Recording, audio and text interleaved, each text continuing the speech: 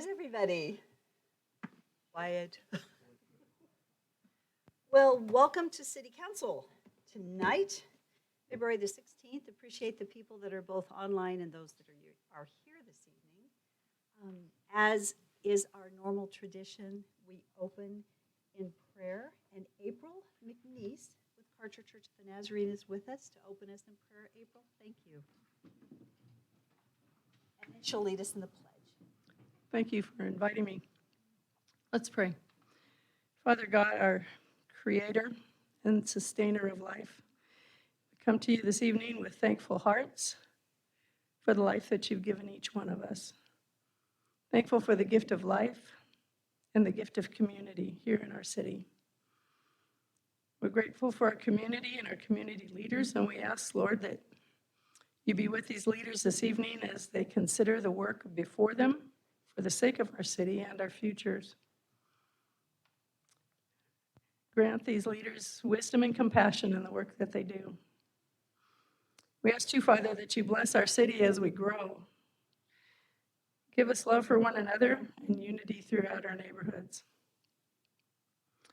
For those in our city tonight, Father, who are suffering, we pray for comfort and healing for them. And ask, Lord, that you be with us all as we go through this evening and into the days ahead, and keep us in your care, we pray, in the precious name of Jesus. Amen. I pledge allegiance to the flag of the United States of America and to the republic for which it stands, one nation, under God, indivisible, with liberty and justice for all. April, thank you so much for being here this evening. We appreciate it.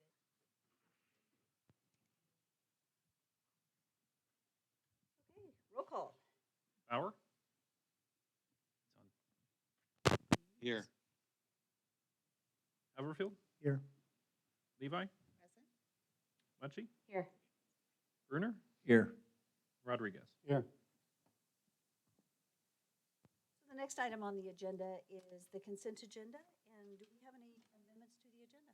Mayor, Yes. I just have a question. I've had a few people contact me yesterday and today and wondering on the monthly bank statements, the difference in the balance over the past 3 months, the ending balance. And I didn't know if that's something that somebody could just answer for me, or, And I'm sorry, I cannot tonight.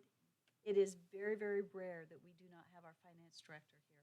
He is traveling back from a funeral and is not here tonight, and unfortunately, I can't answer that question okay, thank you. this evening. Thank you. So does that impact the approval? No, and with that, I will move that we approve the consent agenda as stated. Second.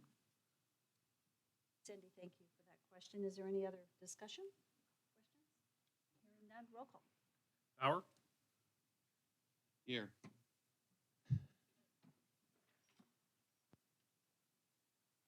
Said I yes. think that was a yes. Is that correct? For the approval of the consent agenda? Being online is hard.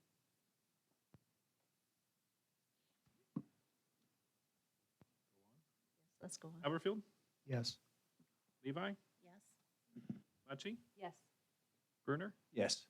Rodriguez? Okay, the next item on our agenda are proclamations. And so I am very pleased this evening that we have a proclamation from our Mayor's Teen Council. And I see Adrian and Braden, if you'd like to both come up. And let's see, Adrian, are you reading our proclamation this evening? Okay, so I'll give the proclamation to you. And then at the conclusion, we'll have Braden. I really appreciate our Mayor's Teen Council leadership team, and this is 2 of them, but we've got a great team, so I'm looking forward to you guys sharing with us what you're working on in this project. Thank you very much. Whereas since the onset of the COVID-19 pandemic, Nampa's youth have experienced great strain on their mental health, and whereas the pressures to succeed academically or otherwise have overwhelmed many, as well as the uncertain realities of being young during a pandemic. And whereas there is a pressing need for parents, teachers, and trusted figures and friends to support or continue to support the young by regularly checking in on them, listening to any struggles they may experience, and otherwise acting as a trusted adult. And whereas youth represents the future of Nampa, and the support of them is an investment in a newer and brighter future. And whereas in order to best safeguard that future and encourage open conversations about mental health, the city of Nampa recognizes the struggles youth may experience and engages in candid and earnest support for all of those who may need help. Now, therefore, I, Adrian Shaw, on behalf of Mayor Debbie Kling, Mayor of the City of Nampa, Idaho, I do hereby proclaim the week of February 15th, 2021 as Youth Mental Health Week in order to raise awareness about our youth and the struggles they may be experiencing. Adrian, thank you. And this proclamation was written by our Mayor's Teen Council, and the goal and the thought on this all has come from a collective, very collaborative discussion that's taken place with our Mayor's Teen Council Absolutely. regarding the importance of mental health during COVID. Thank you. And Adrian is the chair of the Mayor's Teen Council, and we've appreciated your leadership. Thank you very much. And this is Braden, and Braden is our vice chair. Is that correct? Yes, ma'am. Yes, of Mayor's Teen Council. And Braden, thank you also for your leadership and work with this team. Thank you. Where do you gentlemen go to school at? I go to school at Idaho West Charter. I go at Columbia, if anyone's curious. Oh, good. Thank you for all your work that you're doing. And Mayor, just, I know you've emceed and done different things for us, but what years in high school are you two? We're both seniors. You're both, okay, and what's your plans for next year? I intend to go to BSU and study law and political science. I'll be going to American University in Washington, D.C. Wow. And if things don't work out, NNU is available. Of course. So we'd like to introduce to you something that, as the mayor said, we worked collaboratively on. This video acting as something of a message from us, the youth, to Nampa's youth as well. In recognition that some of us are struggling, we hoped to offer this message of hope, as well as some advice. Hopefully, you can gain as much from it as we have. So, thank you, thank you, thank you. We'll thank look you. forward to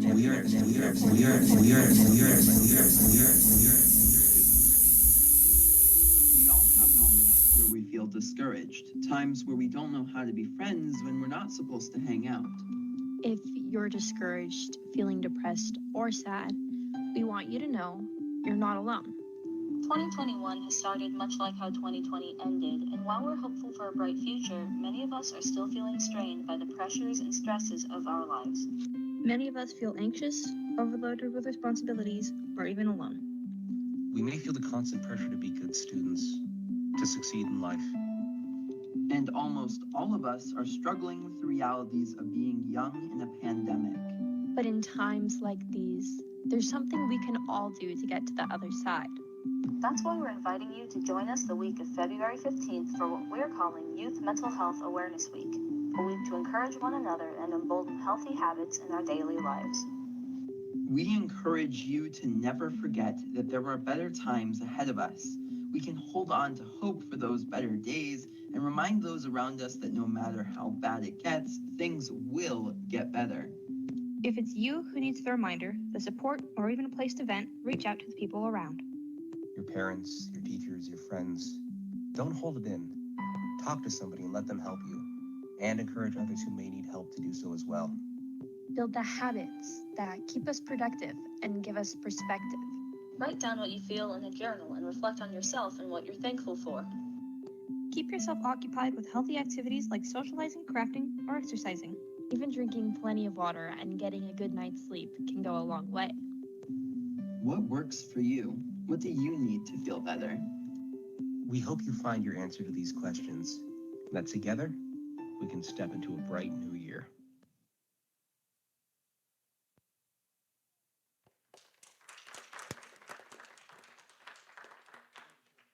I'd like to say that Mayor's Teen Council produced this video themselves. So who actually did the editing?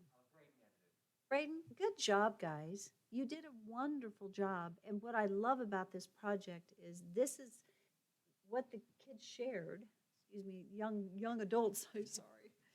The Mayor's Teen Council participants shared, it was what was reflective of their hearts and what they saw as a need and wanted to communicate. And you guys did an outstanding job. So proud of you. Yeah. You're going to be amazing leaders, and you're doing a good job. Thank you, and thank you to TJ for coming alongside and helping too with the Mayor's Teen Council. Mayor Queen? I am so proud of you guys. They invited me to have a conversation with them a couple weeks ago, and I see a lot of what you told me reflected back in what you've now shared with your broader peer group. And I'm really grateful that you connected kids to a trusted adult. You're welcome. It's one of the most important protective factors for our kids. Sorry, the microphones do some weird things. And they plan to do some mentoring. And so we are going to connect them through To See Kids Succeed. And you guys, we had 1 hour conversation, and you've created brilliance. And it will not only change lives, it will likely save a life. And it's really important work. So thank you for your commitment to this. I'm really proud of you. Mayor, how many teens are serving or TJ on the council?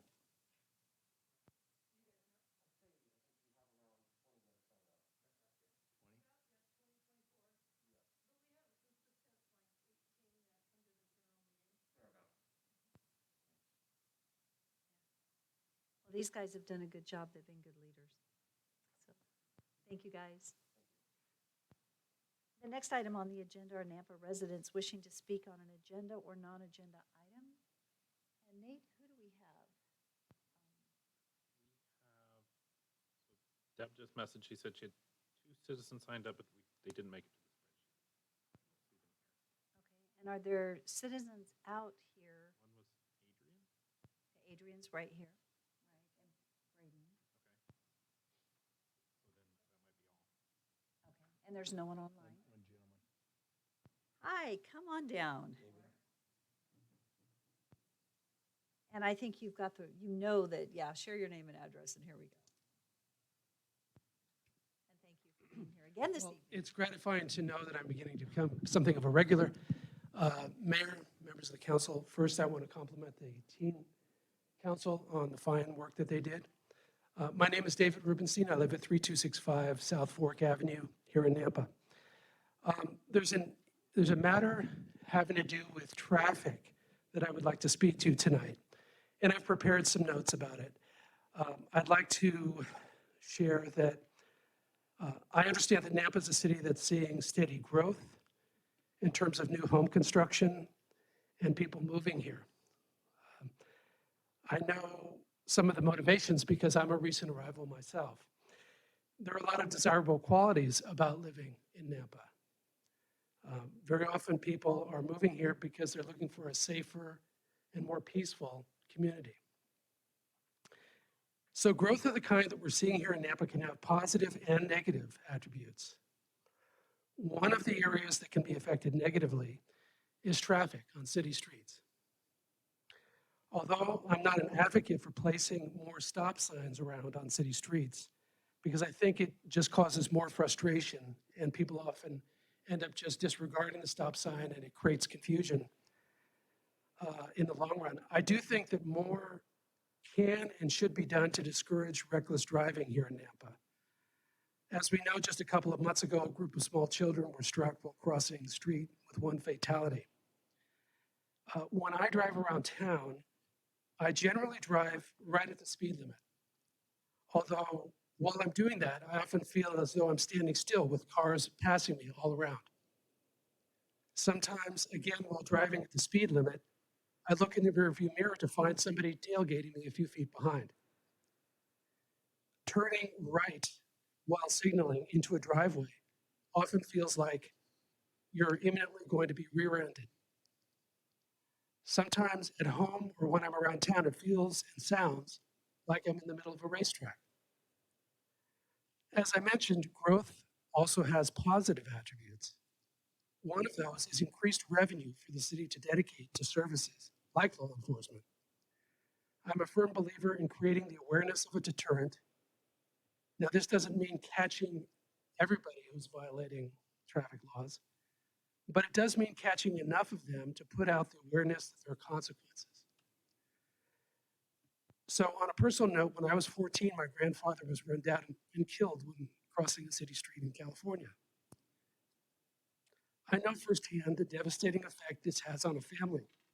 And so I wanted to raise this issue to work to prevent others from going through similar experiences. Thank you. Thank you. Is there anyone else that had intended to speak this evening that did not get signed up? Okay.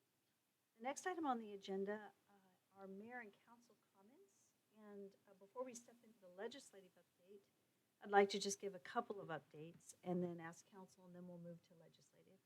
So first, I just wanted to mention that the Nampa Public Library Board voted to reopen on March 15th, which is exciting to see us reopening. The City of Nampa Community Survey is still open until the end of the month. We have approximately 930 surveys thus far and would love to reach 2,000. So the links are on our social media, the City of Nampa website, the newsletters, lots of different places. Amy, thank you so much. And the last item, well, not the last, but the next item is a time capsule. And so we've got our items right here in front of us. We've had a number of people contribute. We still have people contributing items. And you know what? It's been kind of fun. I've enjoyed the process. And so we'll be closing the capsule sometime in the next maybe week. And we'll bury it when the weather is appropriate. And we'll be in touch regarding that. But Amy, do you have any comments that you'd like to make about what's in there? And thank you. Yes. Well, our community is in here, and it's a beautiful community. We've all come together as, you know, it's going to be no surprise to all of you, but we've got just a really great assortment, lots of masks. We will get a toilet paper roll in there, I assure you. That will be. We're trying to decide if it should be an empty one or a full. That's been a conversation at the office. But if you have letters, I know I've personally invited each of our councilmen to submit letters. We'd love to include that in there. Gene Huff did a great job doing an article in the press. And so we want to make sure if there is anybody else that would like to submit, that they would be welcome to do that. We have various materials from our different departments, comp plan and airport master plan, trying to just capture not only the pandemic, but also where we are as a city, the accomplishments, the great work the police department has been doing, et cetera. So yes, it's been very exciting and a great reflection of our community coming together during this time. Absolutely. Any questions for Amy? So Mayor, we're opening it in 2150? I think the mayor thought 30 years, so 30 years, 2050. That's where we're going to be. Yes. Maybe you have it. And that went on the other side, too.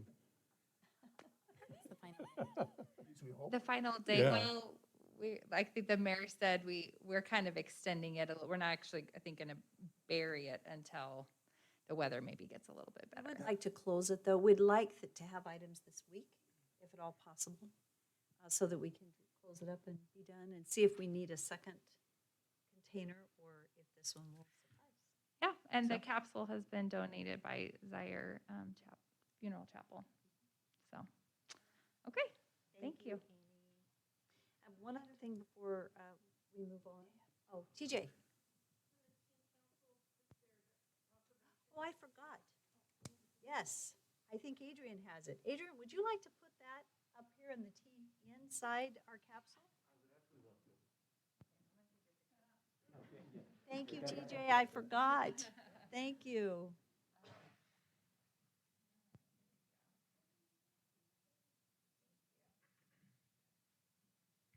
While this is being done in 2021, the concept and the desire came from 2020. And it's part of the pandemic, the mental health, so that's why it goes in. Thanks, guys. The last thing I want to say before the council has an opportunity and before we bring legislation is Councilwoman Jean Munchie, Idaho Resilience Project tonight. This is so exciting, airing on PBS, and I look forward to watching it. Would you talk to us a little bit about it? Yes, thank you. So when we launched the 2C Kids initiative, a little bit in advance of that and a little bit pre-COVID, we had decided to do a documentary on adverse childhood experiences and the antidote being resilience. And so many of you are make cameo appearances in it. Councilman Haverfield, your daughter-in-law, and her class are in it. The mayor's in it. And a lot of Canyon County's featured. And it really will talk, and it'll speak to our youth. It speaks to the challenges that we know you have, and that as a community, we need to offer better supports. And so rather than laying it at the feet of our schools, we all need to link arms and do the work that it takes to help you fulfill your promise and potential. And I have no doubts about the two of you. I think you have very bright futures. But thank you. It'll premiere tonight, and it should reach 90% of the US market.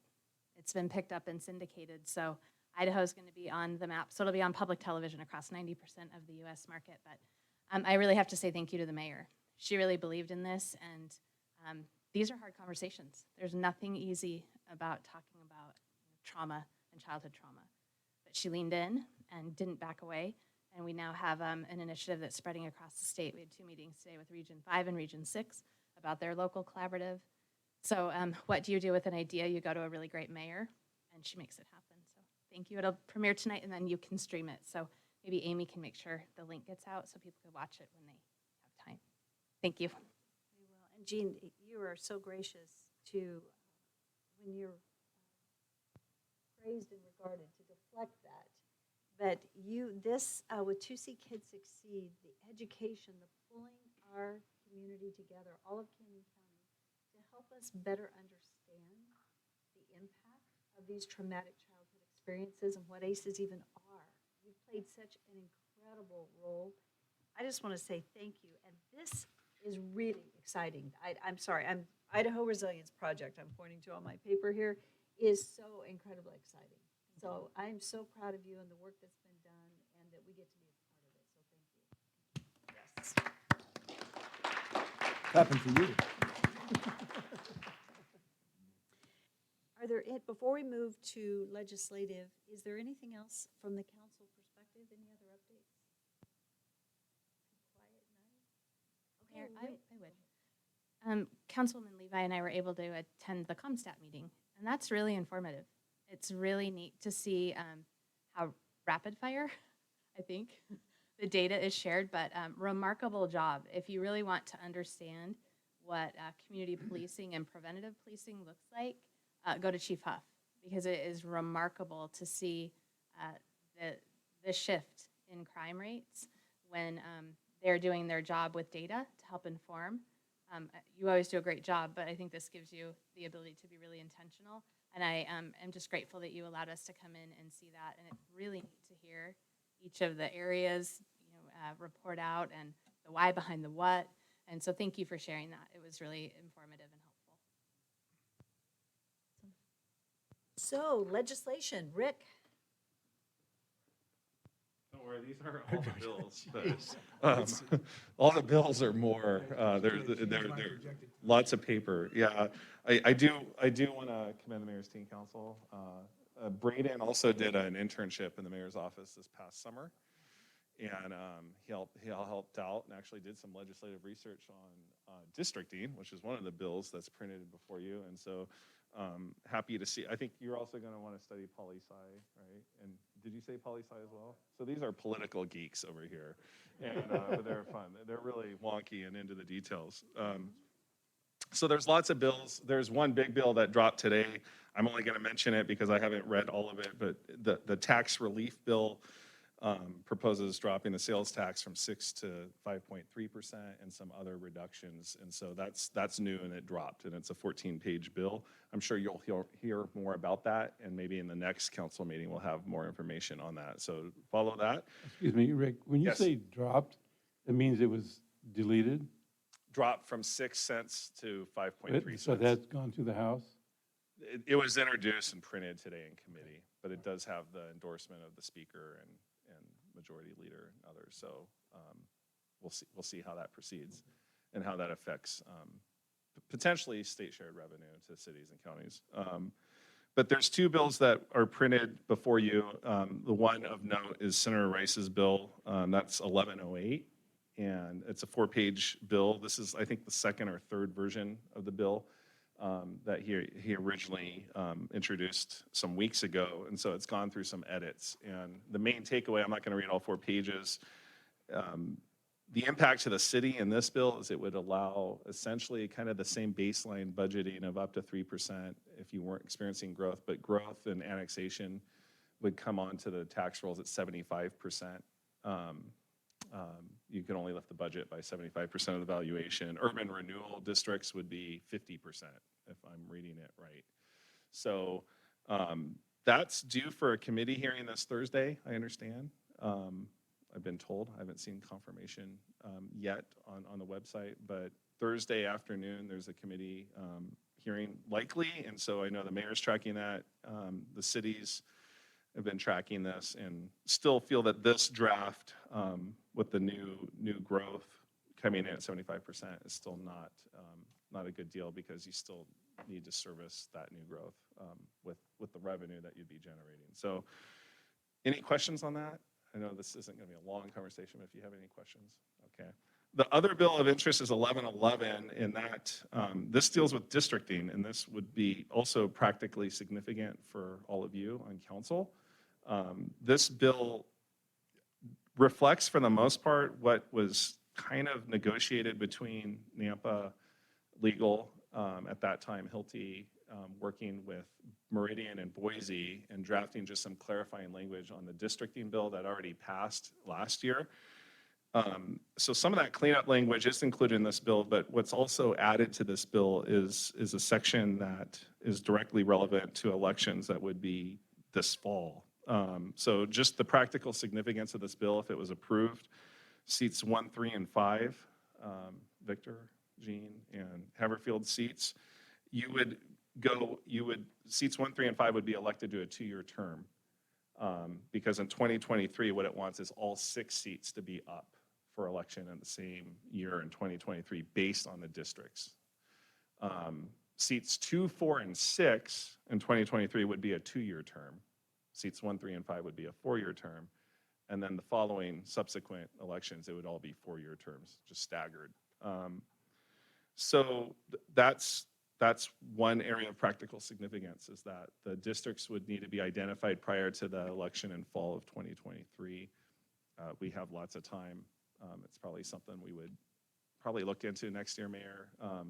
Spend a year identifying what those districts are, to have them probably stated and known well before, or possibly when 2023 starts. And as people start thinking about running for election as early as maybe the spring, they would already know what those districts are. So I know we have a capable GIS team that has knows the city and knows the population. We got to look at the new census once it verifies the count. You have to keep the integrity of precincts, not divide precincts, and try to find 6 equally populated districts. And so that will be a project that will be next year. But this bill is, as written, includes those adjustments that would be affecting the elections as early as this fall, at least for the 3 seats. So, Mayor, if I may, Rick. So yeah, I'm sure it's written in the bill. So in 2023, so we would have the districts in place. Yeah.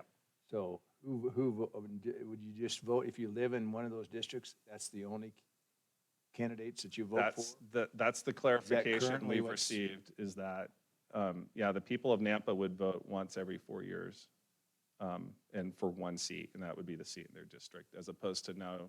There'd be no hybrid seats whatsoever. As written, no. And it's different. I know that there's other things they could have looked at, like the county commissioners, for example, or CWI trustees has a residency requirement, but it's still at-large voting, where all people in the county still vote for all 3. But the city council seats, when they first passed it, they were going to state some flexibility, but I don't know. Maybe we can consult with our legal to push a little bit as stated, because as I've sought some clarification on the intent, what we've been told is the bill as written right now would restrict voting, not just residency requirements for the 6 seats, but the residents in Nampa would only vote once every 4 years for 1 seat, the person in their district. So Mayor, the potential, I think I know the answer to this. The potential is you could have 2 or 3, two incumbents, or 3, or up to 3 incumbents if they live in the same district, running against each other. Yeah, that would be a decision that the 6 seated council members would have to make at that time when the districts are determined. And one thing it says is you can't do gerrymandering or try to protect incumbents with shoestring districts and whatnot. So Based on your residency, it's possible that 2, 3, 4, maybe even 5 of you live in one district. So we would have to wait and see when the districting is determined. So in 2023 is when the election would occur for that. So Representative Skog says hello. I said I'd pass on hello. I had a quick chat with him this morning, and he just extends his regards. He's appreciated the memos that's come out of the mayor's office. We've tried to copy you in on it. He did make some votes yesterday that were in line with some of the positions we took as a city that weren't necessarily in line with all his colleagues. So there was a transparency bill that I talked about last time that did pass the House, just so you know. He was a no vote on that, but it'll go to the Senate, and that's the bill that will require more uniformity in accounting and sending more data to the state to publish. And then in committee, they killed a bill 9-8. It was a very slim vote in the committee, but that was to divert some of the liquor funding to support Idaho State Police with their post academy, because they need more funding at the state level. And so AIC and we took a position against that, because we felt that they shouldn't divert funds that would otherwise come back to the cities for that, should otherwise be funded by the state. So that died narrowly yesterday in committee. But again, there's lots of bills, and there's we try to look at the bill tracker, but we just feel these 2 bills right now, the districting bill and then this bill that Senator Rice has introduced that would affect the budgeting for cities are very relevant. And it also affects NDC as well. And so I don't know if as NDC you've talked much, or if there's any legislative engagement in your NDC meetings and briefings about some of the legislation that is being entertained. Wasn't this morning.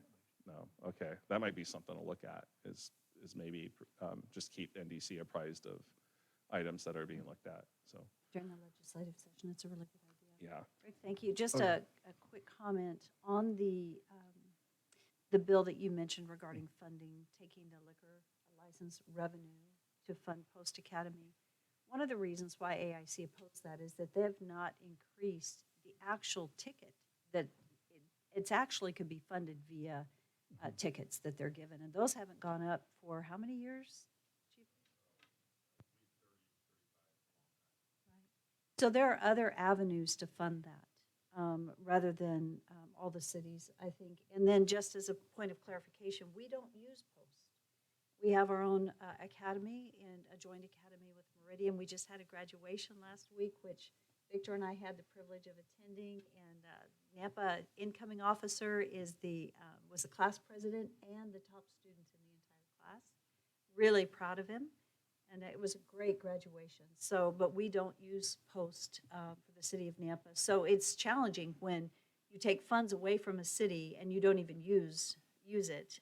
I think the tickets really are the area that need to be looked at. The other thing I wanted to mention on the transparency bill, I appreciated Bruce supporting our desire to oppose that bill. The city of Nampa is 110% about transparency. The challenge with the bill is there is going to be an increased cost of, it'll be a minimum of $1.7 million. It'll probably be more than that to create the avenue by which we can get into it. And then there's definite penalties that are being exacted against cities that can't fulfill that. So the added work it's going to put on cities, and you know what, there's the old adage, build it and they will come. There's no guarantee anybody will come, right? They're typically going to look at your own. So there's probably a few people that want to see it that could get it if they just come to their local sites. Some of the small communities, and I have to say, I'm here to represent Nampa, but I'm a huge advocate for our small cities across the state of Idaho, because I've sat and talked to them at some of our district meetings when we get together. And we've got cities that have multiple employees, like that. One that we know of, the clerk is also the treasurer, also does AP. They can't even afford to buy a computer, much less try to figure out how to adhere to the guidelines that they need to adhere to. And then to be enacted a penalty is ridiculous. I just feel like it's an overreach. We really are striving diligently to be transparent, and that's the intent with the community of the city of Nampa and all the work that we do. So we support transparency fully, and AIC does too. Yeah. It's just the impact of the bill. And Mayor, I forgot one other thing, and I'll hand it off to Tom when he does a staff report, but we did send a memo out. I think it's on House Bill 30. 133, transportation funding, and it's how they take the sales tax, and they'll do like a 60-40 split, and 40% will go to locals and cities. And so based on our analysis, it would be a more favorable distribution of funds out of the state shared revenue for transportation funding. So we did circulate a memo in favor of that, and that's going out. But we hope that has a favorable outcome. The sponsors on that are Representative Palmer, who is the chairman of the Transportation Committee, and Senator Lori Den Hartog, who's also the chairwoman for the same committee in the Senate. So we hope that will have a favorable outcome and lead to, but we don't know how potentially if this other sales tax reduction gets passed, how that would maybe adjust the funding shared formula. So I guess just stay tuned, and feel free to ask any questions, send me an email. Happy to answer any questions and let you know what we're tracking. Thanks, Mayor. Thank you. Mayor? Yes. Rick? Just for clarification purposes, You're on.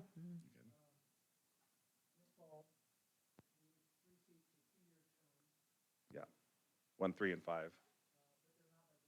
Correct. They would be at-large 2-year terms. They would be the last election of at-large terms for 2 years. Yep.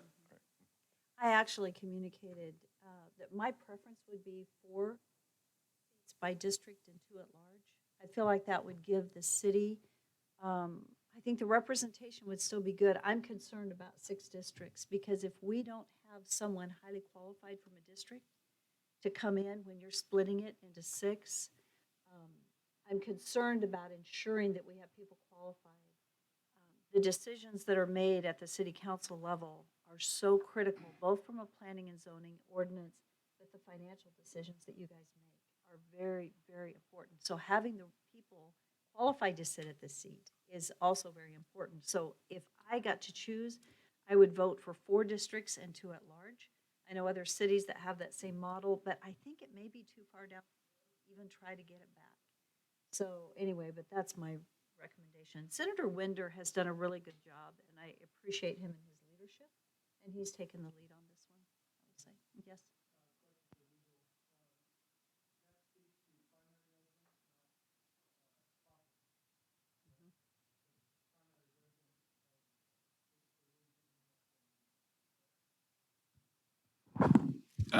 Madam Mayor and Councilmember Haverfield, that would be my initial interpretation. Haven't looked at it, but primary residence would be, yes, where you reside, where you spend your time. Thank you. Oh, good grief. My mistake, I'll just admit it right now, and it's one of our fellow mayors. So I'm sure we're working on a bill together. So excuse me for not having my phone silenced. So I'll just make sure that that's embarrassing, but they're both done now. So Tom Points, I'll let you start with your staff report.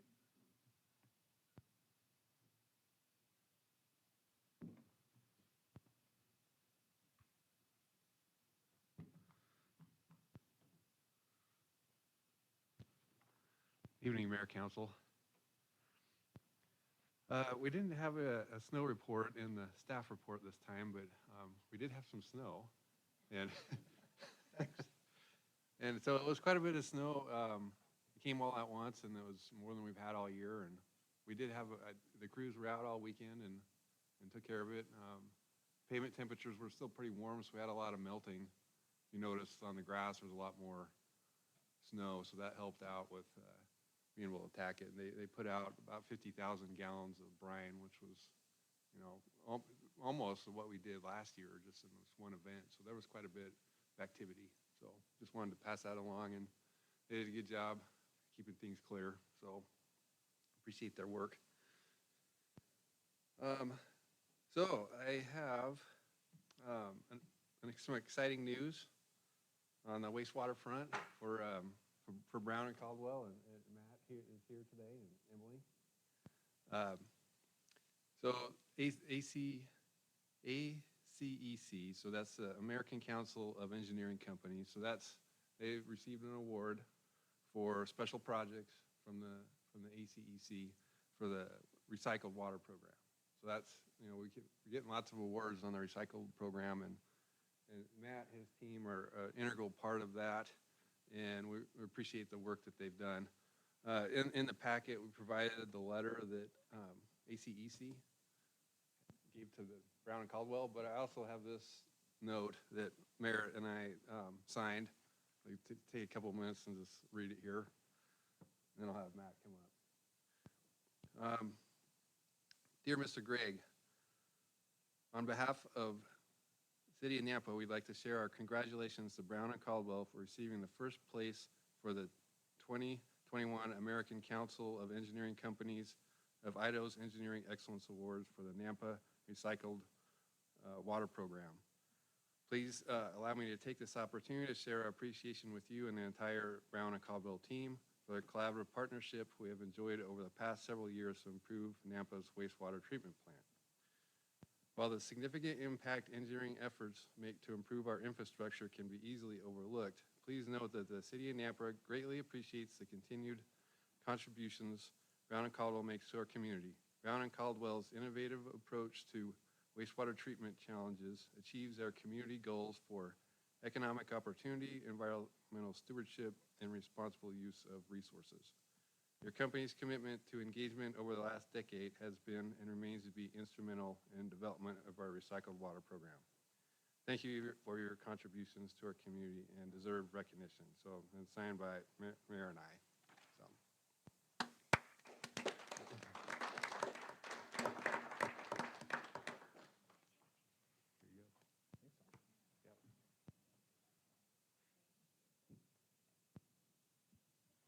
Thank you. Matt, thank you. Thank you both. Thank you to Brown and Caldwell for the work. You guys have done a really good job. You've been great team members. So we just want to let you know we appreciate you. Thank you.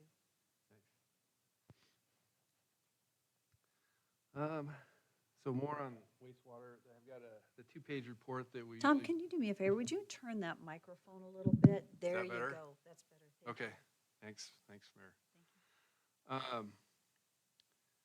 So we have our 2-page report on wastewater, and just to kind of note that the Group D project and our flare came in, so we're back on track and under construction on that. We were waiting on that. It was a COVID delay. The lab building is going well. They're actually using it right now. And I'll let you read over that report. It's got some more information in it. I just want to highlight those 2 items.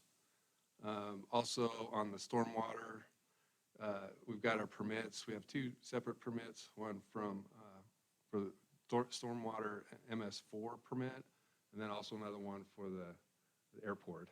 That's a separate, because the airport discharges directly to the waters of the U.S. and Mason Creek, so it's got its own separate permit. So there's some information on those permits and a link if you would like to know more about those. And then if I could try to share my screen real quick here. I want to show you this flyer that Tiffany McCree put together in our office. She's did a good job of capturing the year for Public Works. Let's see if I can get this just a second.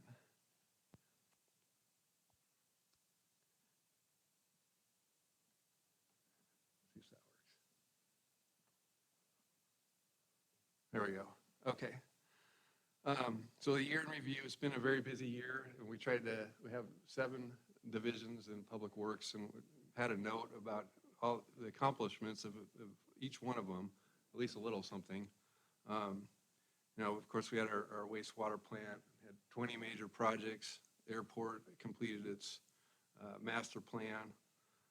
We started the rain garden at Lakeview Park, kicked off our ITS project in partnership with the police department, and won 7 awards. So we talked about one tonight. I guess that's 8 now. And then cost avoidance by doing in-house work, $700,000, and 788 right-of-way permits. And then on the very corner here, you can see all the mileage of roads that were put in by and paid by developers. So we gained 15 miles of streets and about 20 miles of water lines. So it's been a very busy year for us. So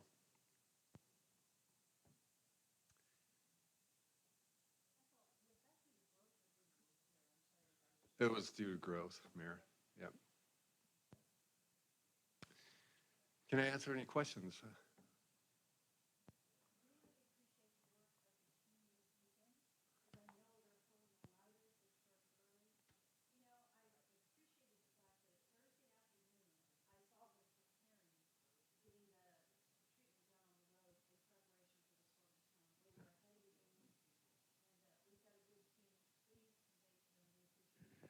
I will, for sure. Thank you, Mayor.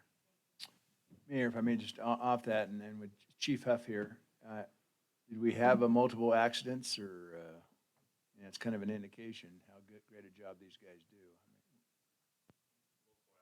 Auto accidents over the weekend due to this snow? So that even reinforces what these gentlemen are, and their team are doing. All right, thanks.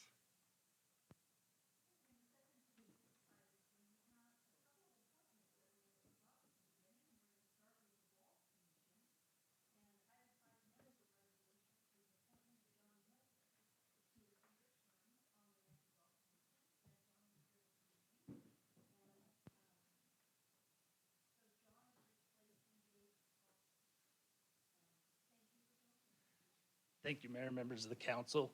They said come here for a meet and greet, so hopefully you'll finish the final process, getting me on the golf commission.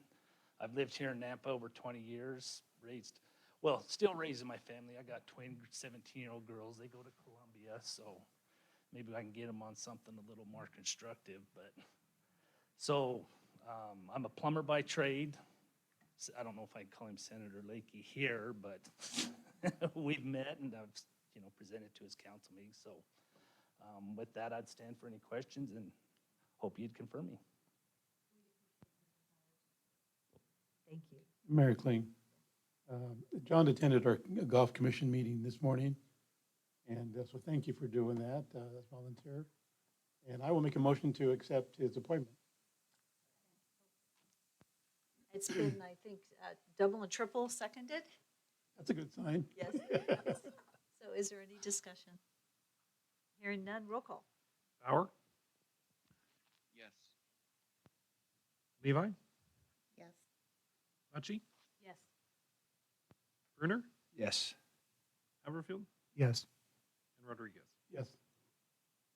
Thank you. Again, we appreciate you being here. It's nice to meet you. Nice to meet you too. Thank you, Mayor, members of the council. Thanks for willingness. Thank you.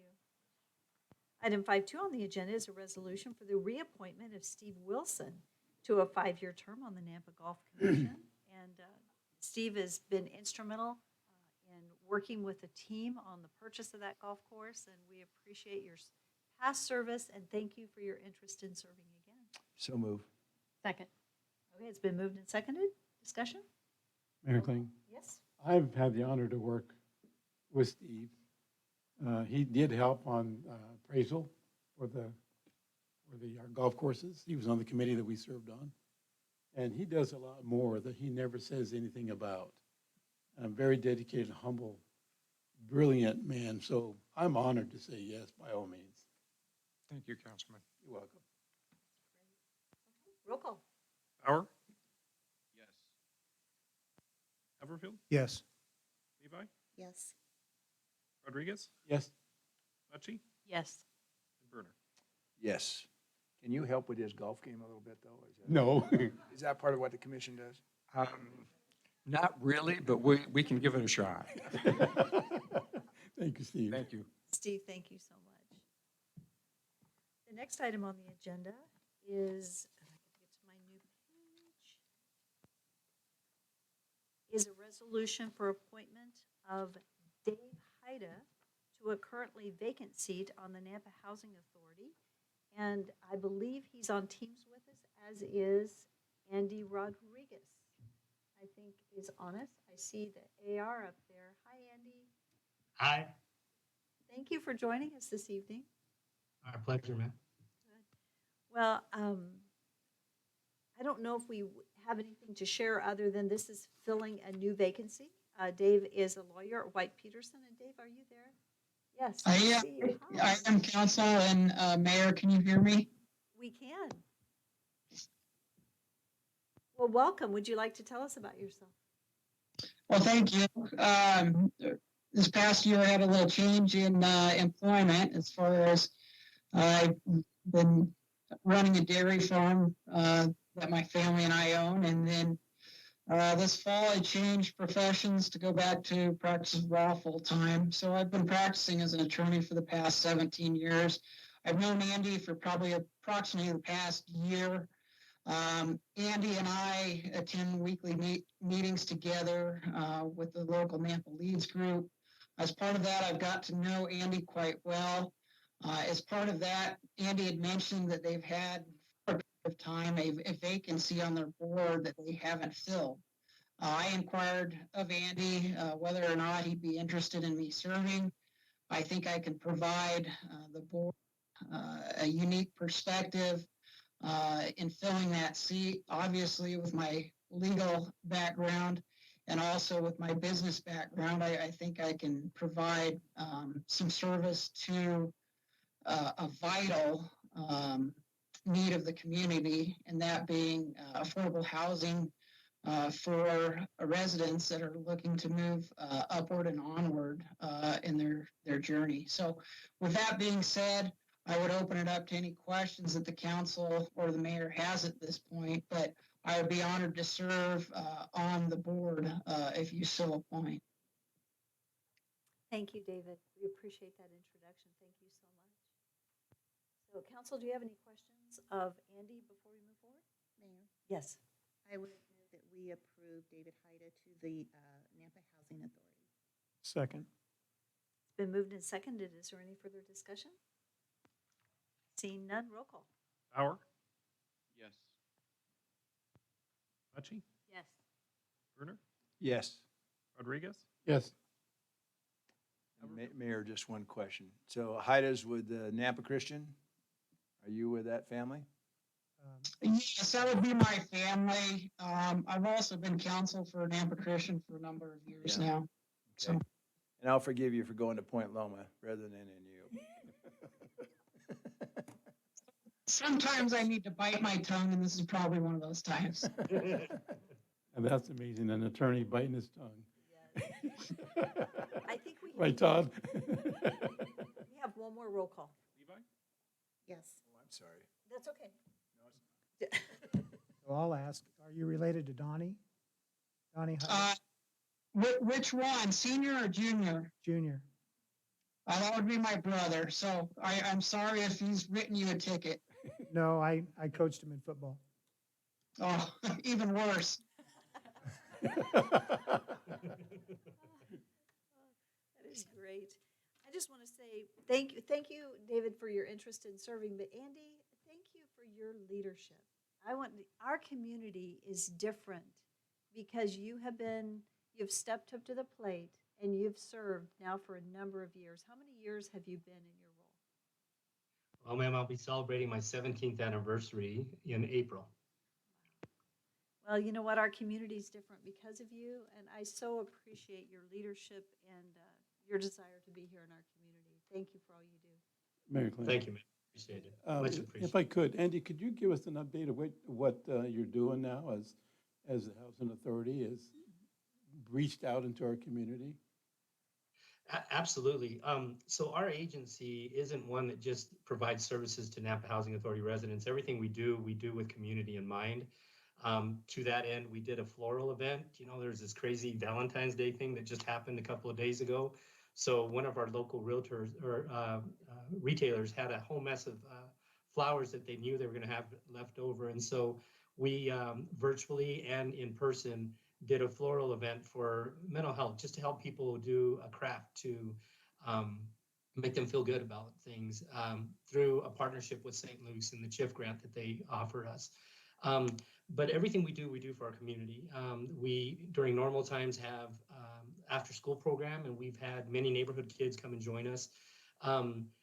We have physical exercise programs that we do on Tuesdays and Wednesdays, and then we do big events during, again, normal times. And right now, we'll try to spread those out and still continue to have a program to be able to serve our families and help with areas of obesity and diabetes.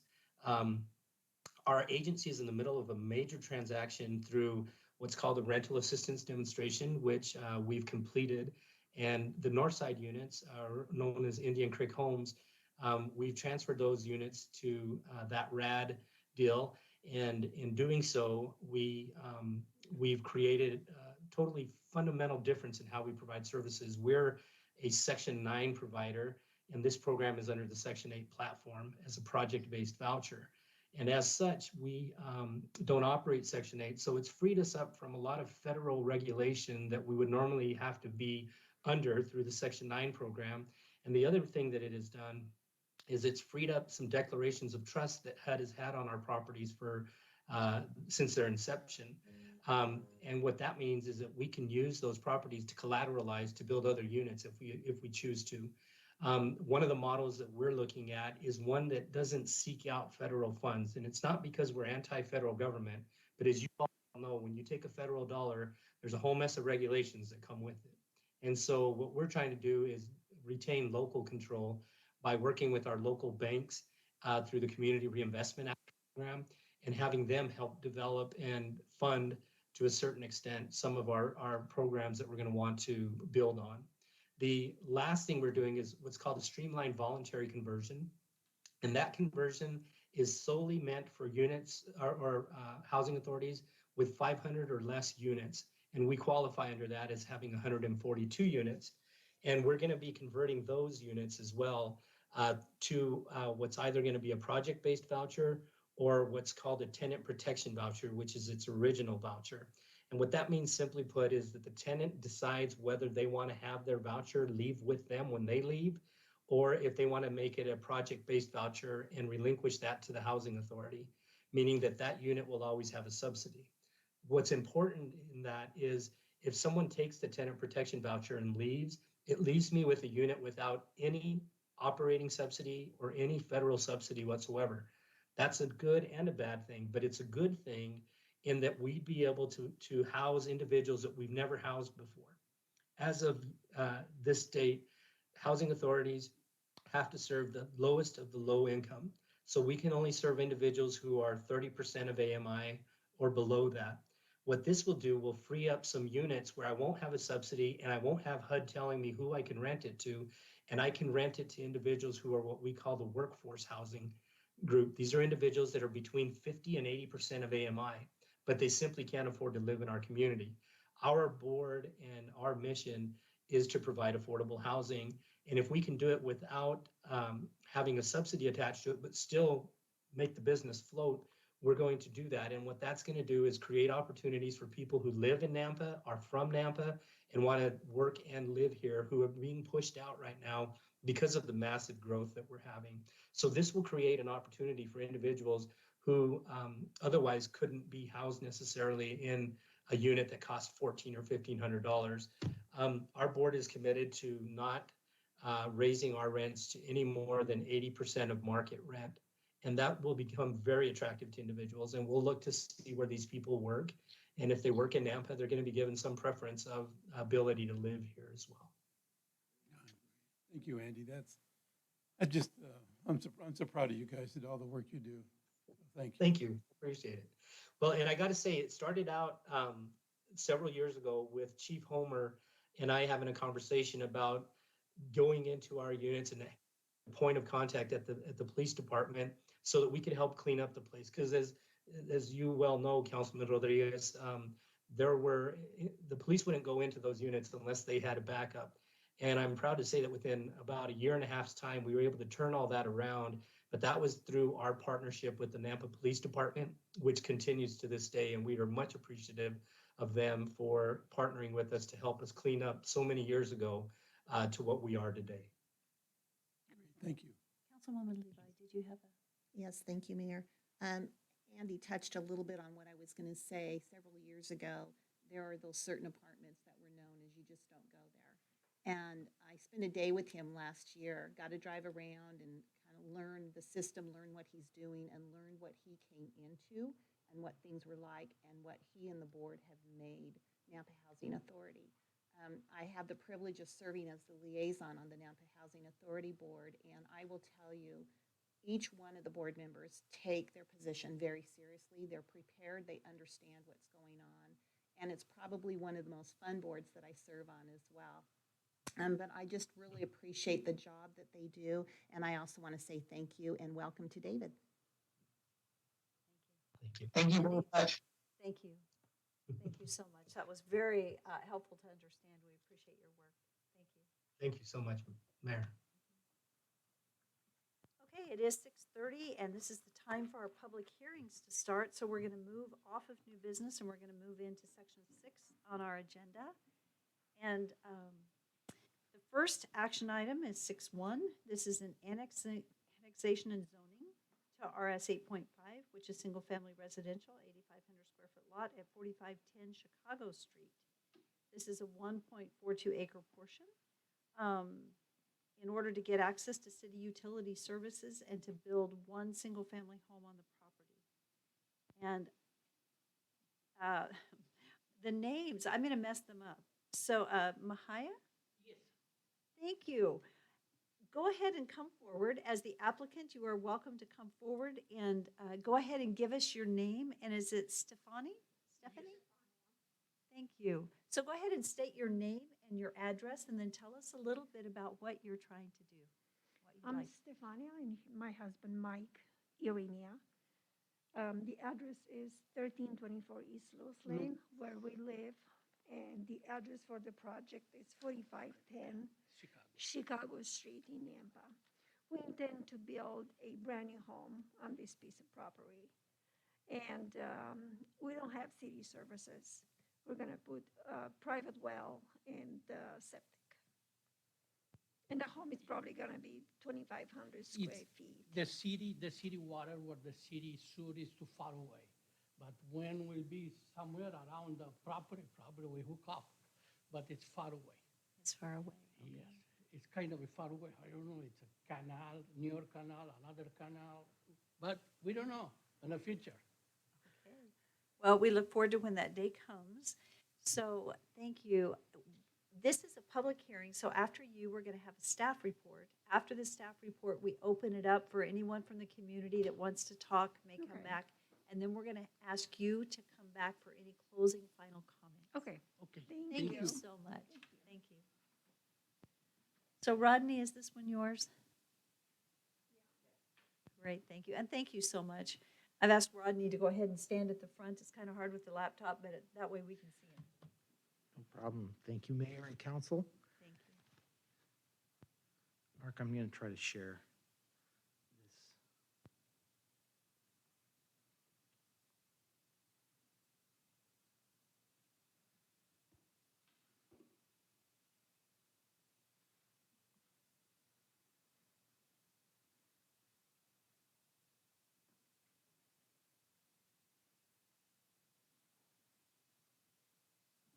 No?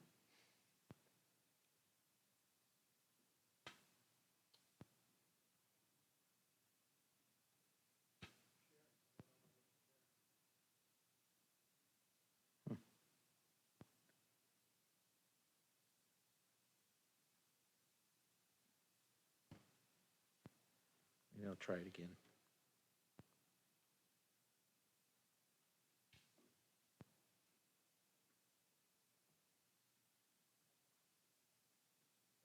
There.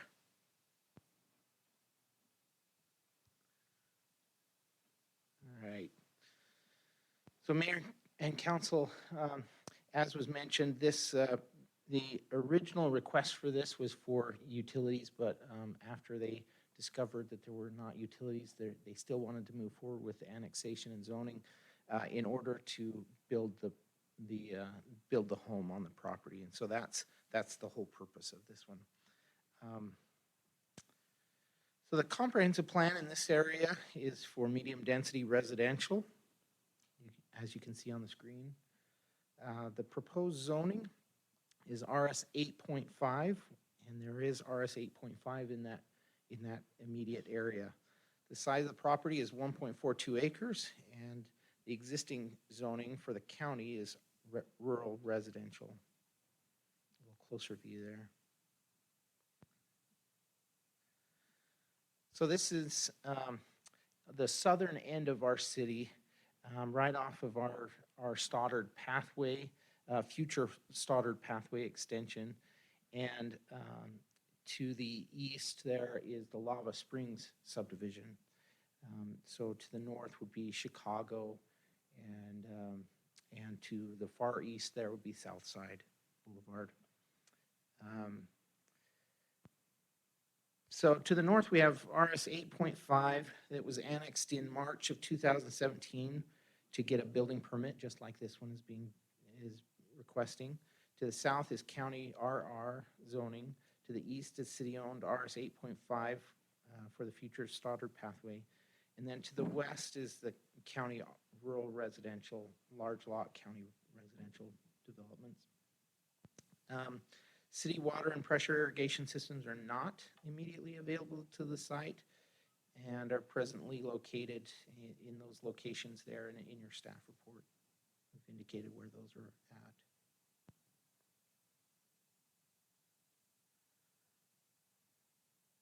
So for public services, no response was received from city police or fire departments for this specific project, but the following statement was provided on August 24th, 2020. We need to get an updated version of this, but this is regarding the first quarter of the year development. In order to adequately provide police services to the community, there needs to be 160 officers at a ratio of 1.5 officers per 1,000 people. Therefore, the city currently is at a shortfall of 41 officers. So again, adding population increases demand, but this is just a single property. Access is taken from Locust Lane. So planning and zoning history, the Planning and Zoning Commission voted on January 12th to recommend approval to City Council for the annexation and zoning. And just want to make note, these are all in your packet, but I want to make note of number 4. They requested that prior to the City Council considering the application, the applicant shall provide a corrected legal description for the property boundaries being considered for annexation. And that hasn't been done, but I've talked with the applicant about this and they are working to get that. And I'll speak a little more about it as we move through these slides. The correspondence that we've received is all in your packet, and I'm happy to talk about any of those comments if you'd like.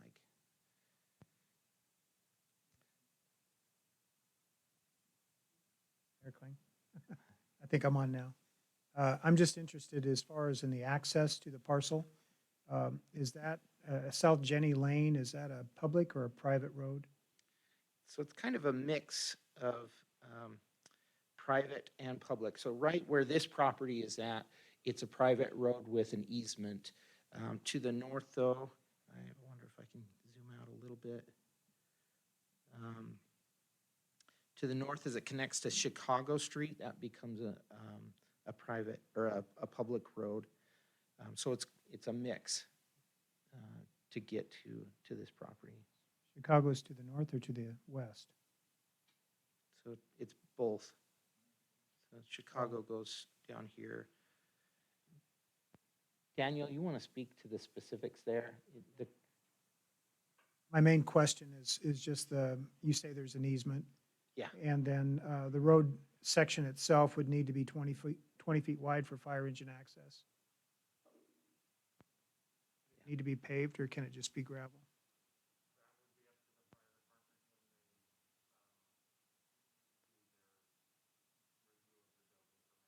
Okay. So an easement's there. That road section will be provided, so there is fire engine access to the parcel. That's really all I'm trying to get to. Yeah, just as Daniel said, we will look at that specifically during the building permit process. Yeah. Okay,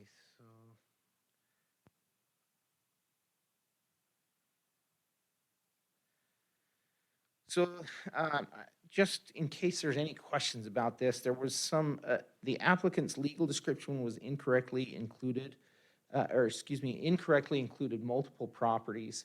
And that went out to the public after we thought that that's what they were proposing. And so we've since clarified that it's only the one individual property. I've talked with multiple neighbors and said, no, they're not requesting annexation for your property. But there was some concern there.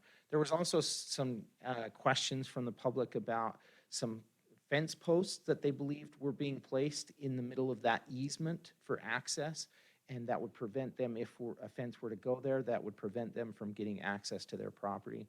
We clarified with the applicant that those were not fence posts, they were stakes. They were looking at what could be done with the property, doing measurements on the property, and so that will not be an issue. That is not being proposed for a fence.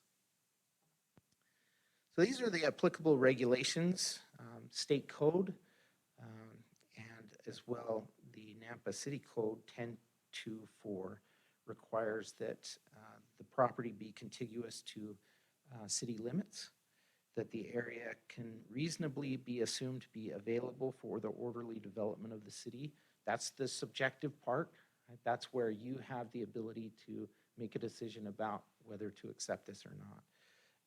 The proposed zoning conforms with the adopted comprehensive plan and is reasonably compatible with existing and proposed land uses in the area.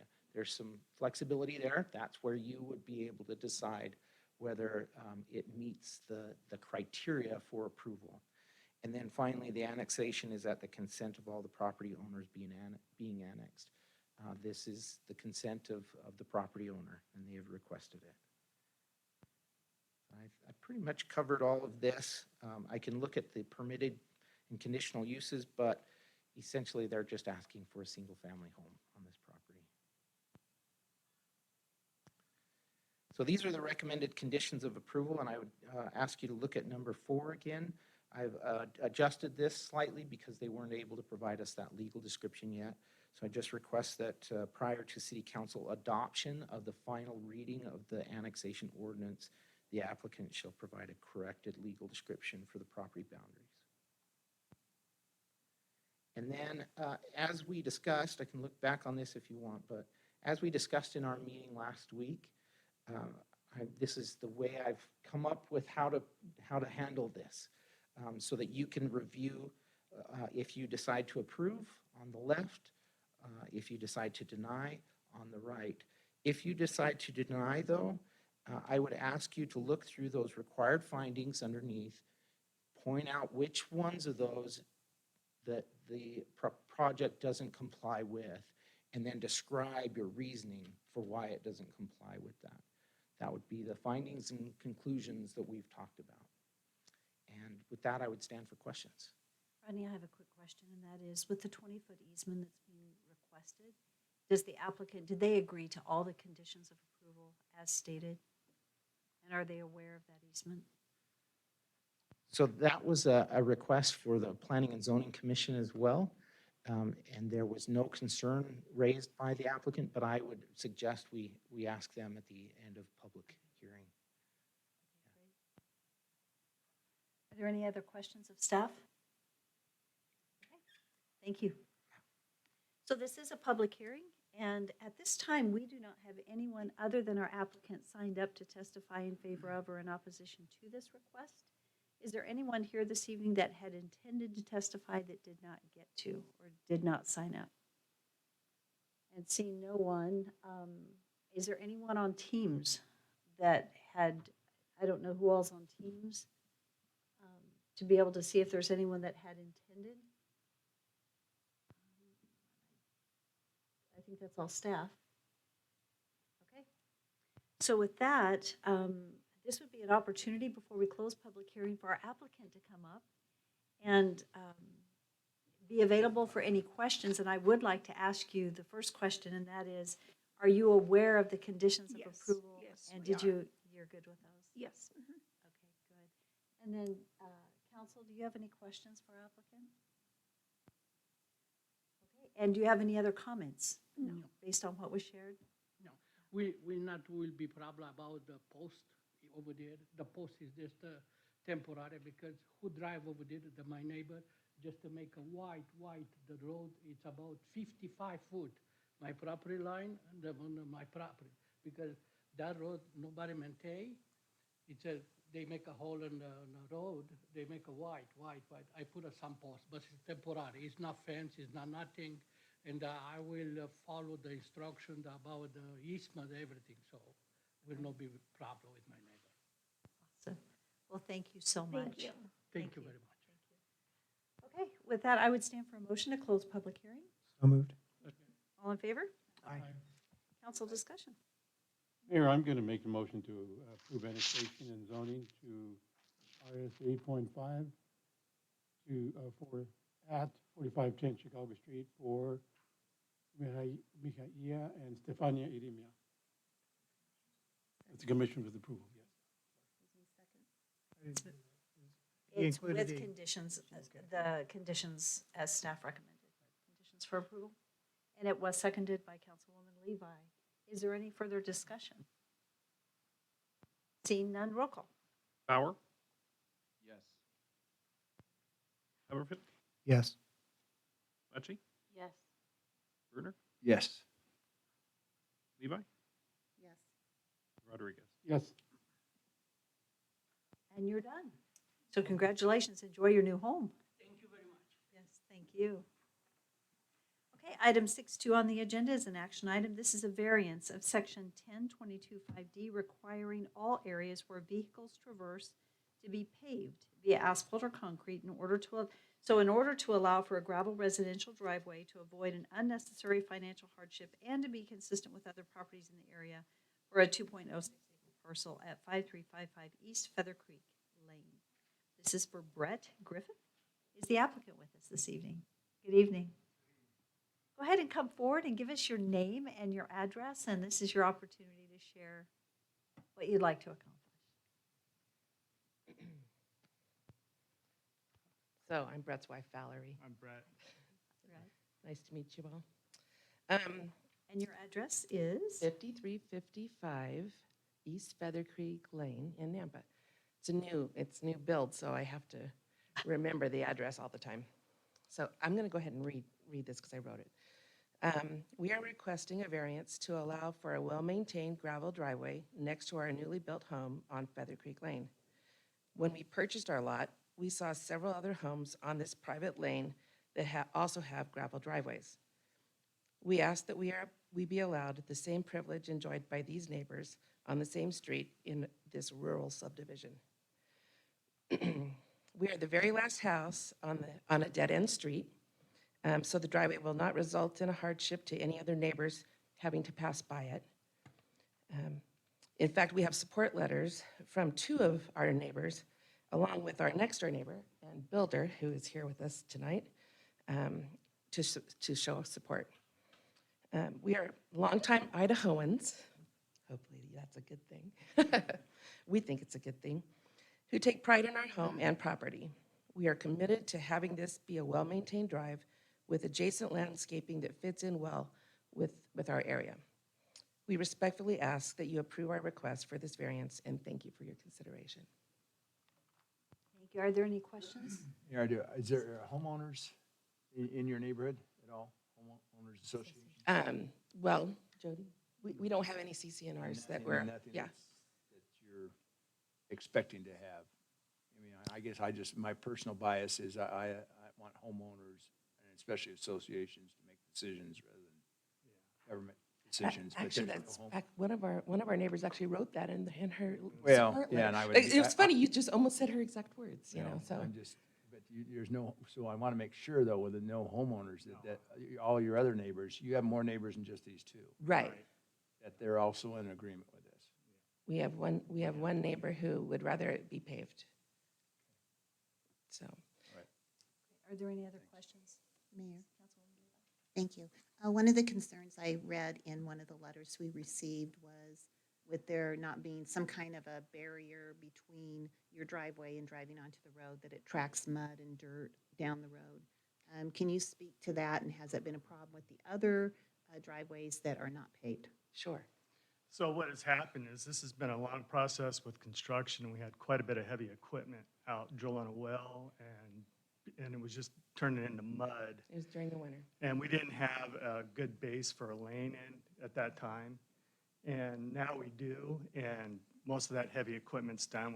We're nearing completion of the house, so we don't have that heavy equipment. Plus the people the subcontractors that are working currently on the house use that lane to go back in, and we haven't had a problem with mud since. So it was just a temporary time that we had those big well trucks and everything just drug mud out, and we've cleaned it up, and I can honestly say that it'll be clean. Thank And you. I'll take care of it. Are there any other questions for applicant?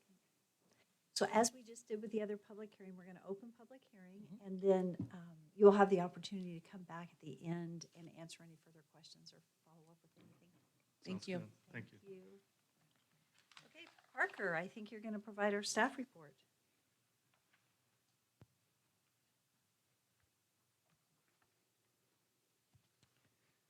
Thank you, Mayor and Council.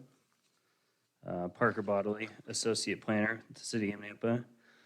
The action requested from you tonight is the approval or denial of a variance of Nampa City Code Section 1022-5D, which requires that all areas where vehicles traverse to be paved in order to allow for gravel residential driveway. The property is located in RA, Suburban Residential Zoning District, and is surrounded by Canyon County properties on the north and south, RA to the east, and RS12 zone property to the west. The building permit for the house was applied for in May of last year and issued in July, with one of the conditions being that they paved the primary residential driveway. Nampa City Code that applies to the regulation in this case is 1022-5D, which states the following. In any zoning district, all areas where any kind of vehicle will traverse, be parked or stored, new principal primary driveways, drive aisles, service drives, private or public roads, display areas, drive-throughs, loading docks, parking lot areas, parking pads, turnarounds, vehicle storage areas, in place subsequent to April 11, 2011, shall be required to be paid via asphalt or concrete, except for secondary auxiliary residential dwelling unit driveways or parking pads for RVs. To review our variance code, variances may be granted to an applicant that shows undue hardship based on special site characteristics relating to the size, shape, or dimension of the site, which deprive it of privileges commonly enjoyed by other properties in the area and is not in conflict with the public interest. A variance is not intended to allow something that others do not have the permitted right to do. The purpose is to provide fair treatment and that individuals are not penalized because of site characteristics beyond their control. Continuing on that, the council will use the following conclusions in regard to the approval or denial of the variance. And I'll go through these. The literal interpretation and enforcement of the regulation would result in practical difficulty or unnecessary physical hardship inconsistent with the objectives of the zoning ordinance. 2, there are extraordinary site characteristics applicable to the property involved or to the intended use of the property which do not apply generally to other properties classified in the same zoning district. Number 3, literal interpretation and enforcement of the regulation could deprive the applicant of privileges enjoyed by the owners of other properties classified in the same zoning district. Number 4, the granting of the variance will not constitute a grant of special privilege inconsistent with the limitations on other properties in the same zoning district. And number 5, the granting of the variance will not be detrimental to the public health, safety, or welfare, or materially injurious to properties or improvements in the vicinity. So we received the following correspondence. The only department comment was from building department, which stated that they would be subject to Title IV requirements. We did receive 3 letters from neighbors. First, Rodney and Nancy Gorton at 5315 Feather Creek. and I believe they are online if they wish to comment later. But they would like to see the driveway conform to city requirements to eliminate the mud and dirt on the road. We also did receive 2 letters last night from David and Lori Brenneman at 5120 Feather Creek and Rod and Laura Hoyle at 5275 Feather Creek that were sent to you today, both of which are in favor of the variance. And I've included those letters at the end of my presentation if you'd like to go over those. Staff found that 1022.5D requires payment for anywhere vehicles may park or traverse in any zoning district. There are some exceptions to these requirement, but the primary residential driveway is not one of those exceptions. The code specifically states that it is required for this use as the primary residential driveway. The new surrounding homes have all complied with this requirement. Given the large lot sizes with the exception of 3 homes. And in these 3 cases, the building plans did not notate the driveway on their building plans, and the staff reviewer at the time, who is no longer employed by the city, did not adequately review those plans. Thus, those 3 homes were permitted despite not meeting these requirements in 1022.5D. The owner states that that paving the driveway would be a substantial and necessary financial hardship as well as maintenance concern. Our variance code in 1024.1 states that a variance may be granted only upon showing of undue hardship because of 2 things. First, special characteristics applicable to the site, which deprive it of privileges commonly enjoyed by other properties in the same area and zoning. And 2, the characteristics relating to the size, shape, or dimensions of the site or the location of existing structures thereon, from geographic, topographic, or other physical conditions, or from population density, street location, or traffic conditions. Special characteristics applicable to the site are not evident that would preclude the owner from paving the driveway. And financial hardship is not one of the hardships listed in 1024 to qualify for a variance. These are the 3 houses on the street that were permitted without that requirement.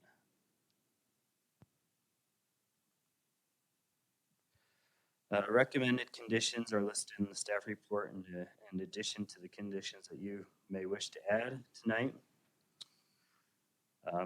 I've had included another slide with the required conclusions that we went over, if you wish to go over those again. These conclusions must be supported by findings of fact to justify your approval or denial. I will stand for any questions. Mayor? Yes. Thank you, Parker. Could you please clarify for me in case I missed it? So there are 2 homes that just have gravel driveways, correct? Already. So there are 3, Councilwoman. There are 3 houses on that street that were permitted by the city in error, essentially, without meeting that 1022.5D. Okay, and that's where I was going to make sure I understood correctly, because I understood from reading through the packet that there was an error, and I thought it was just for this piece of property, not the other properties, because I was wondering, had they been granted a variance, or why were they able to not have to pay? So, Councilwoman, for this house that we're reviewing the variance for, that was added as a condition that they have it paved, as is for all homes in the city, that requirement. These ones were not reviewed that way, and the building plans for these 3 homes did not include any kind of driveway on the plans. And so it was never added as a condition. Thank you. I just Rodney. wanted to make sure I was understanding that correctly. Thank you. Rodney? Thank you, Mayor and Council. Just for clarity, when he said error, I guess we need to be careful about how we say that, because they didn't review a a driveway on the building permit. What was shown on the building permit was a driveway, and it didn't say whether it was gravel or concrete. And so to say that staff made an error, I'm not sure that that's accurate. They didn't necessarily make an error. They reviewed the plan. It didn't show that it was a gravel driveway. They approved the plan, assuming that the code would be followed. And apparently it was not. And so that's what happened with the situation. So Mayor, if a couple of questions, and one's curiosity, and I probably could have matched up. So the two neighbors that are in favor of this variance, the Brennemans and the Hoyles, I just read, do either one of them have, are they one or two of the three that currently have gravel driveways? Just looking at the addresses, 5120, I believe that is one that has a gravel driveway. Okay, the other one is? 5275. I'm not sure on the, let me go back here.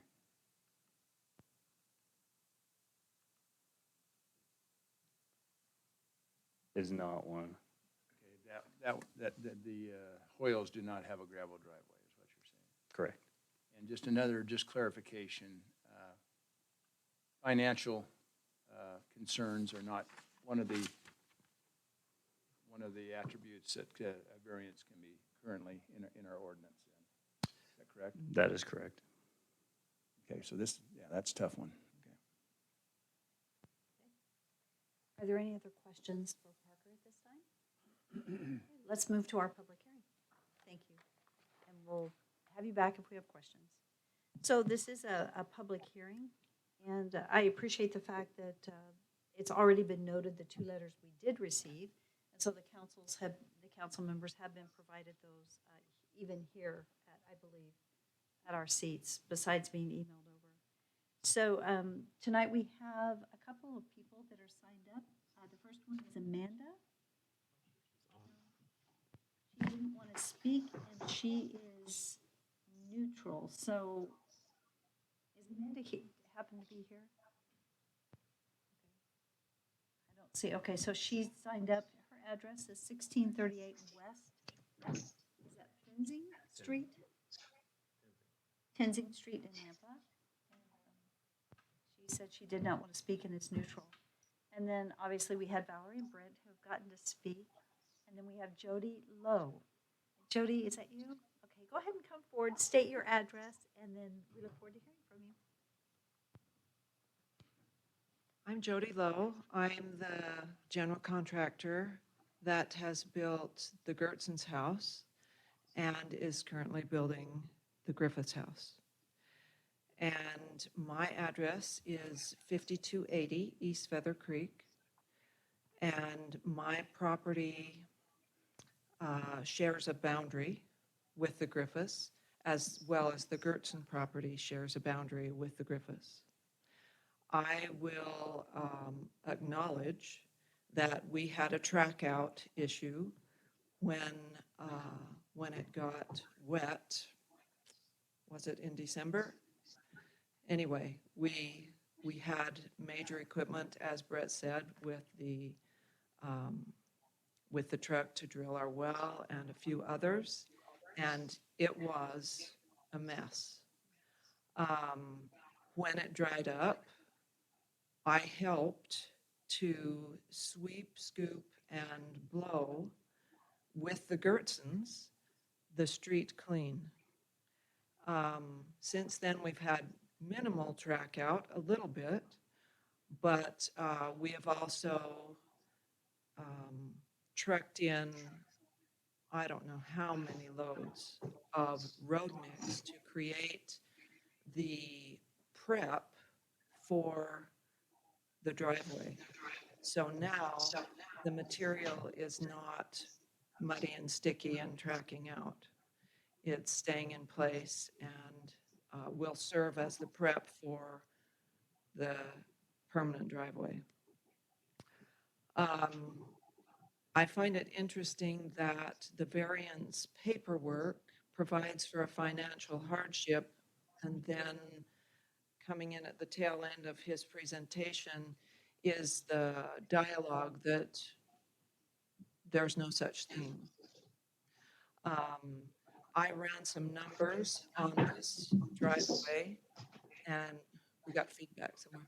I ran some numbers on this driveway, and it's going to cost in the neighborhood of $10,000 to do it in cement.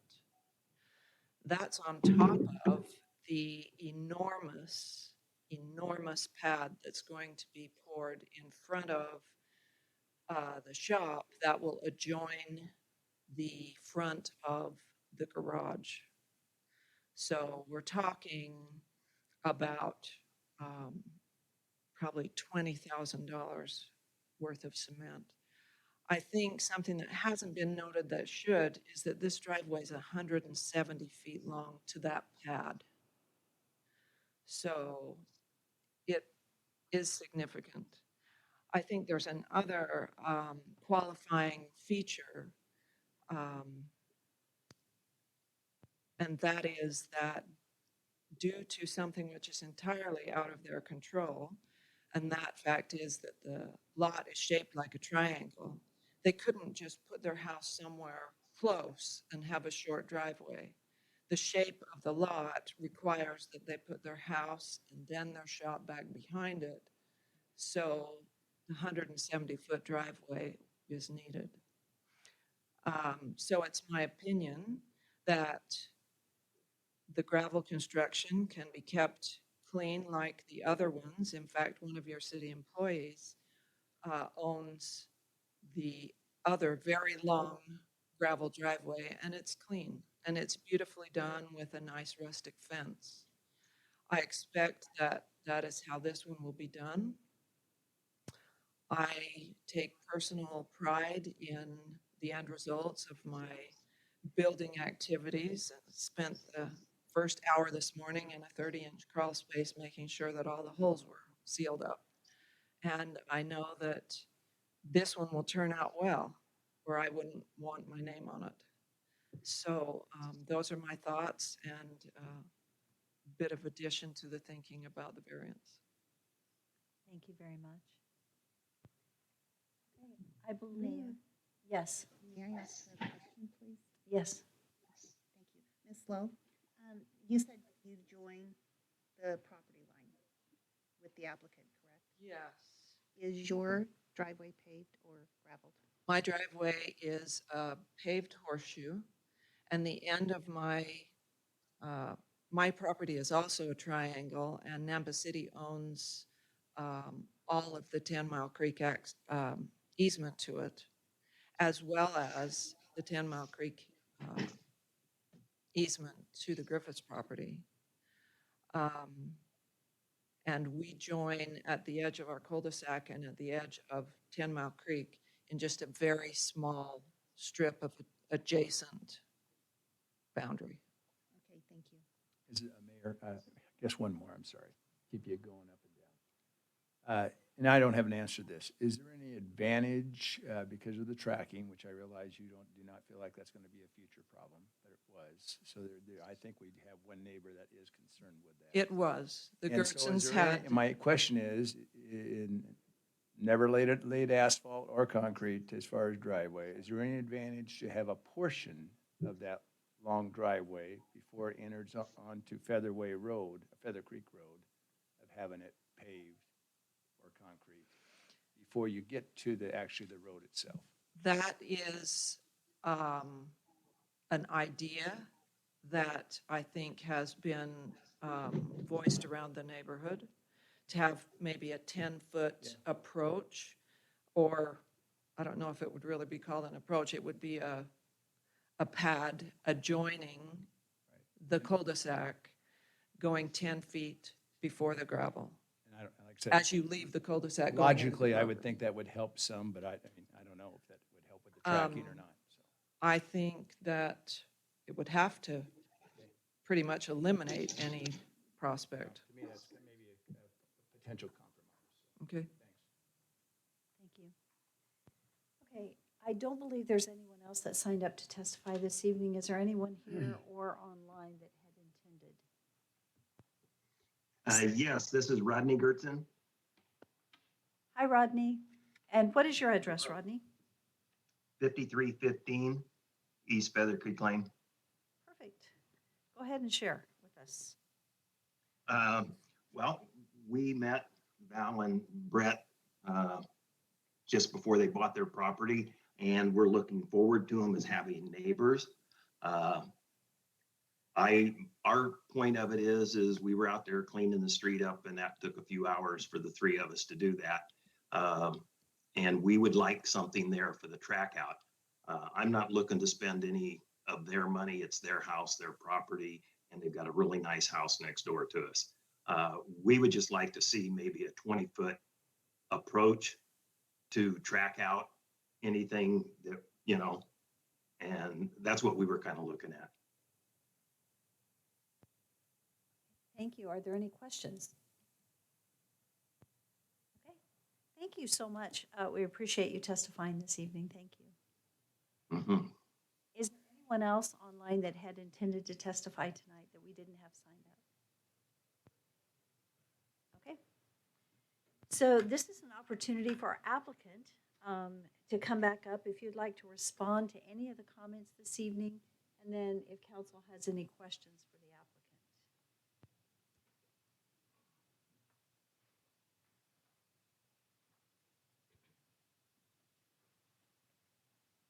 As you got to hear the staff report before we close public hearing. After we close public hearing, we don't get to talk to you again. So this is the opportunity that we can go back and forth and you can respond to any comments or questions. Good. I think we just would like to, go back to saying the one thing that says that we would like to be given the same privilege enjoyed by other neighbors, since there are other people on our street that have well-maintained gravel driveways, and they don't have a bunch of junk in the street. We pass by it every day, and we are the last people on the street, so we believe that we can do a good job of taking care of a gravel driveway. Absolutely. Awesome. Okay, council, do you have any questions for our applicant? Let me, you don't have one? I do. Go ahead. Thank you, sir. Are the other driveways that are gravelled, do they have a pad that brings them out to the street? No, they don't. I don't believe so. No. And follow up to that question, if I may, Mayor. So are you, I'm putting you on the spot here. Are you willing to have a pad? Do you feel like that would be something that you'd be willing to do? I realize if we tell you you have to do the whole driveway, Right. it's going to happen. But, Right. I'm just saying, are you willing to be? Sure, I think there's definitely a compromise It here. would probably look best to have it the same material that the street is, actually. So asphalt. Yeah, asphalt, Yeah. because otherwise you'd have asphalt, concrete, What I was gravel, hearing from the it would look neighbor here odd. was maybe a 20-foot asphalt. So that's something you would at least be willing to consider? Yeah, I think so. Okay, all right, thanks. Any further questions for the applicant? Mr. Mayor, I was looking for your house on the internet. It's still brand new. There's no picture of it. It's where they're putting cabinets and flooring in this week. I see. Well, I noticed the other neighbors, beautiful homes. Mhm. So we've got to do best to you for moving here to Nampa. Yeah. So I think I will agree with Councilman Britton on his request, but good idea. Thank you. We're looking forward to move to Naples. Yeah, I don't hardly drive out there, but I know there's homes going like crazy, so. yeah. Come out and go through. It's a beautiful street with beautiful homes. So, Yes. You're the final lot in the subdivision? 'Cause Mhm. there's 4. well, is there anybody else? Yeah, no, just, we're the very last. We're at the very end of the cul-de-sac. I think the very first part of the street, right off of Star Road, there's going to be one more home, but it's quite a ways down from us. I mean, right as you pull off of Star Lane. Yep. Are there any further questions for our applicant? Thank you so much. Thank you. Thank you. Any questions for staff? Okay, well, I would stand for a motion to close public hearing. So move. All in favor? Aye. If I may ask a question to Councilman Haverfield, because he's kind of the expert on these kind of different things. So do you feel like there's any advantage to have a pad as far as to keep the road tracking and so on? My personal opinion on this is it's a rural residential lot, and gravel, I think, has more character in a rural setup than asphalt or Oh, I concrete agree with would. that. So I have no problem at all with the request to, for the variance. The only thing I'm struggling with is I don't see the hardship other than financially. So, you know, I don't know how we get past that, but I don't have any issue at all with their request, and I don't see any need to have the additional asphalt brought into the property, simply because an all-purpose gravel surface that can support vehicular weight, like for a fire engine, is what's going to be required. And so once that's in place and has seasoned itself over time, it's going to settle and you won't have mud pumping out of it, so it's going to be fine. So I guess my question still is I totally don't have a problem with this, but it's our ordinance and what the hardship is. So that's, to be consistent through the city is my challenge. In my opinion, one of the challenges we have is we've set the precedent. Right. And then, as some have said, it is residential rural, really. This is country. No, And I appreciate currently, it. it won't be for long maybe, but it is now. So, yeah, we've set the precedent with the driveways already there. So aside from the financial hardship. Well, let me make a motion, someone can accept it or not. I'll just make a motion to approve the variance at 5355 East Feather Creek, the way it's written. I'm going to second it. I need clarification. One more time on the motion. To approve the variance as it's written, gravel road. So the motion option for approval is approval of variance of section 1022.5D requiring all areas where vehicles traverse. I don't need to read the whole thing. Mhm. So is that your motion? Yes. And it's been seconded by Councilwoman Munchie. Is there any further discussion? Mayor, just for clarification from staff, as far as the width of the roadway, is it 16 feet? Is it 20 feet? What is the required width? The building department person here? Council member, this is Ron Johnson, Fire Marshal. I can actually answer that. Per the state fire code, they adopt an amendment that for 1 and 2 family developments, or just 1 to 2 homes off of one driveway, can be 12 feet wide up to 200 feet long. So this one actually would be okay at 16. Okay, so you'd be able to pull into the property, back out onto the roundabout then. So you feel like 170 or 100 whatever feet it is, you're going to be fine with a 12-foot wide gravel surface as long as it's compacted properly? Yes. Thank you. And Mayor, if I may follow with that, compacted properly, who assures that who makes sure that it's being compacted properly? That'd be the building. Not just something we put in writing and hope it happens. From the Director of Public Works, Councilman, it will be, they do a final inspection before they issue a certificate of occupancy, and it'll be one of the departments that reviews that and make sure that it's done properly. And I will say, I've done 3 of these myself, and I tell you what, you want them done properly. The homeowner does, because it's miserable if it's not. Oh, man. Yeah, and if you do them right, it is solid. It's just solid. But it's still more cost to the homeowner to get it done properly, I would think. Correct? I'm sure it is, but I don't, you just. I'm not questioning they don't want, I'm just this is for this property and future properties. I'm just asking who makes sure that is actually happening. Good question. Mayor, also, I failed to mention conditions of approval that are attached to that motion. So is there, staff, do you have another comment during our discussion period? As far as the review of it, we have no standards for gravel driveways, so there would be no standards to review it on. That might be something to consider. Mayor Kling, just for clarification purposes, as requested, as stated is in conditions of approval, which he attached, it does say to comply with applicable agencies, one of which is the fire department. The fire inspector chief spoke to us about the requirements to meet their standards. So I think the assumption would be that they would be meeting that standard and that the building official doing the final inspection would verify that. So we have a motion and a second on the table. Is there any further discussion? Seeing none, roll call. Bauer, Yes. Everfield, Yes. Levi, In favor? Yes. In favor. Bruner, Yes. Mucci, Yes. Rodriguez. Yes. There you go. Thank you. Welcome to Nampa. Yes. I trust you, Will. I'm mainly checking for future reference too. Thanks.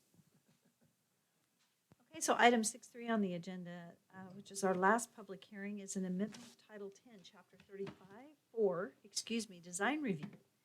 And its sections, as you can read on the agenda, 1, 2, 3, 5, 6, 7, 8, 9, and 10, stating that design review will be required for any new multifamily development.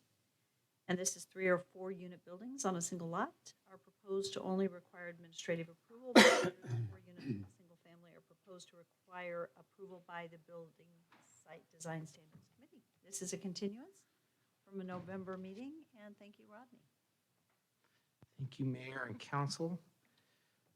I'm going to try this again to share my desktop. There we go. Good. All right.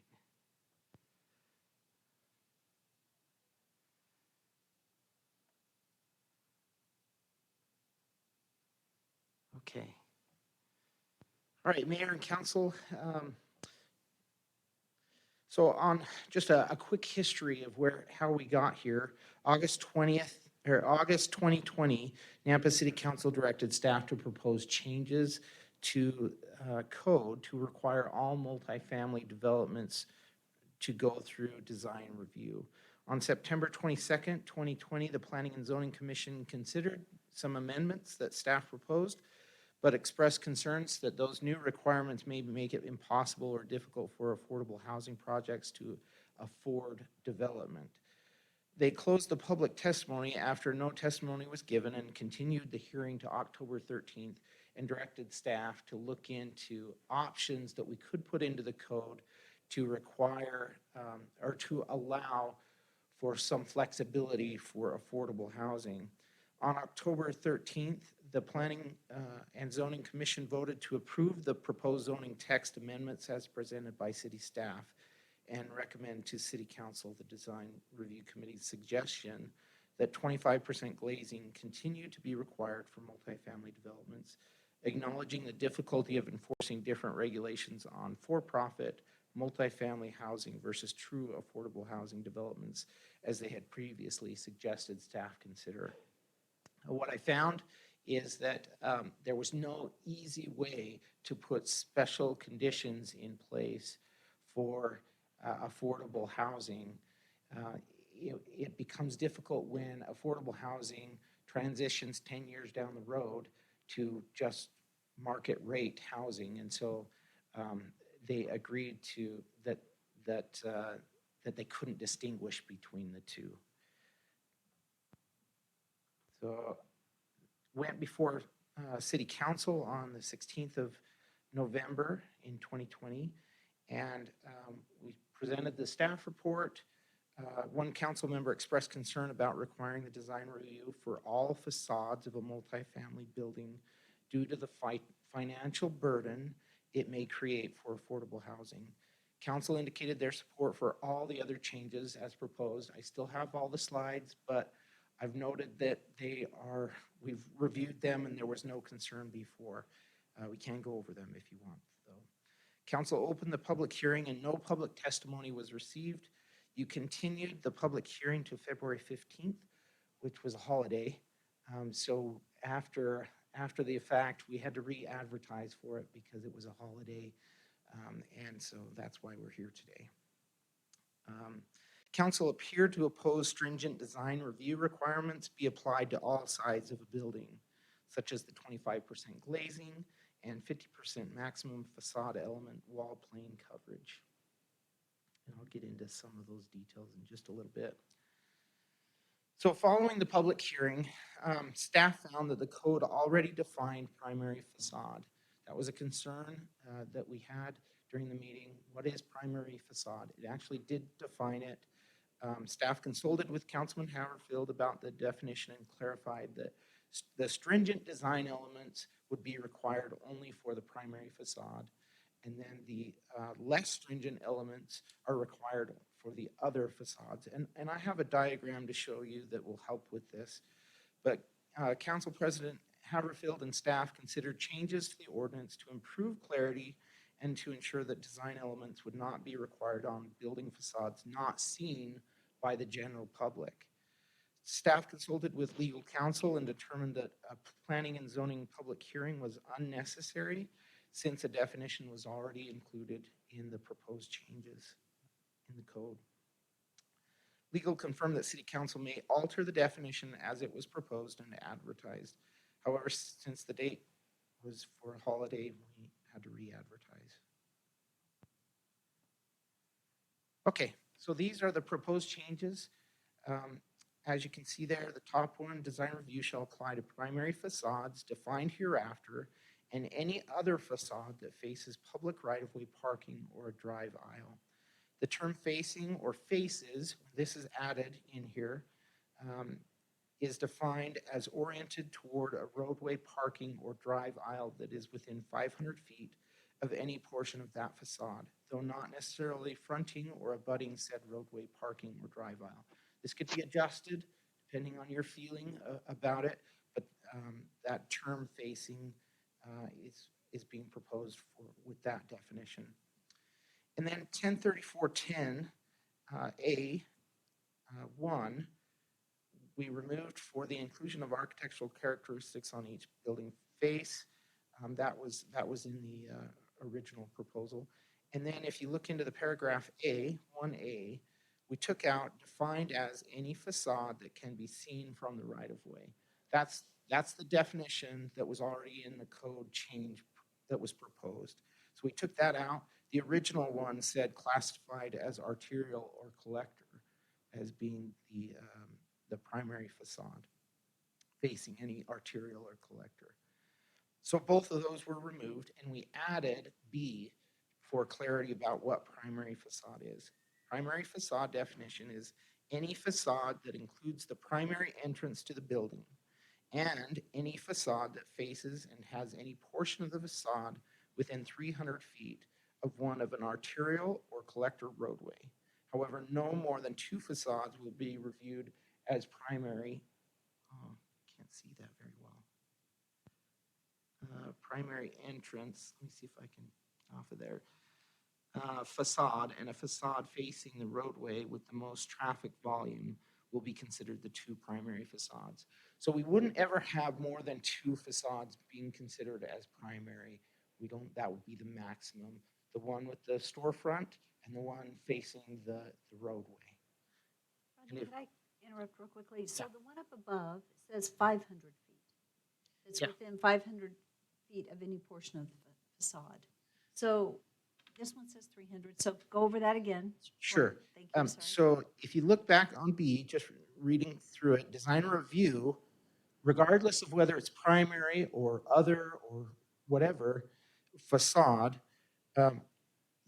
design review shall apply to primary facades and any other facade that faces public right-of-way, parking, or a drive aisle. So any facade that is facing within 500 feet of the driveway, the parking, or a roadway would have design review. Primary facade goes up a level on the stringent requirements, a little more stringent requirements. Primary facade then is within 300 feet of facing within 300 feet of the roadway. So I have a diagram. I think it'll help you. But if it's back 500 feet from that roadway, then it might still, let's say it's 450 feet. It would still be required to go through design review, that facade have design review, but it wouldn't be considered a primary facade because it's not within 300 feet.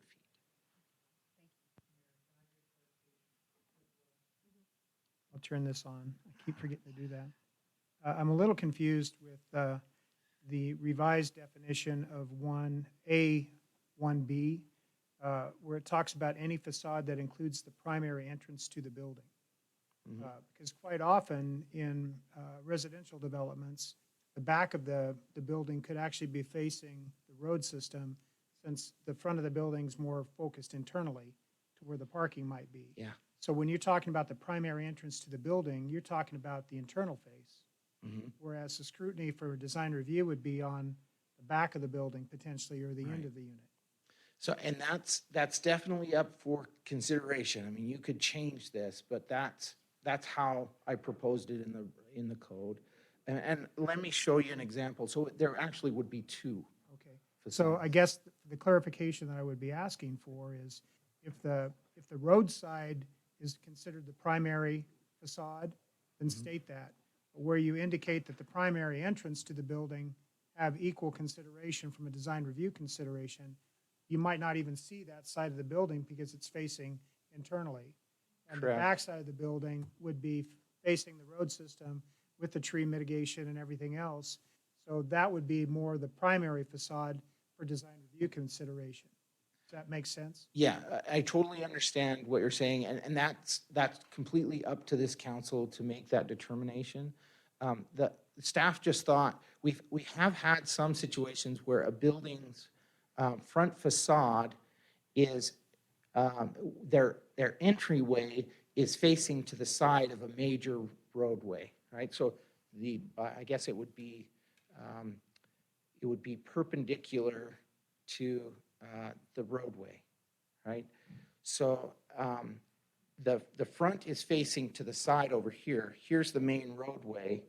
And you see, as you're driving down this roadway, you see a parking lot, you see the main entrance, but the front, if this is the front facade, then maybe it's just a short little wall along that roadway. That receives the primary facade designation.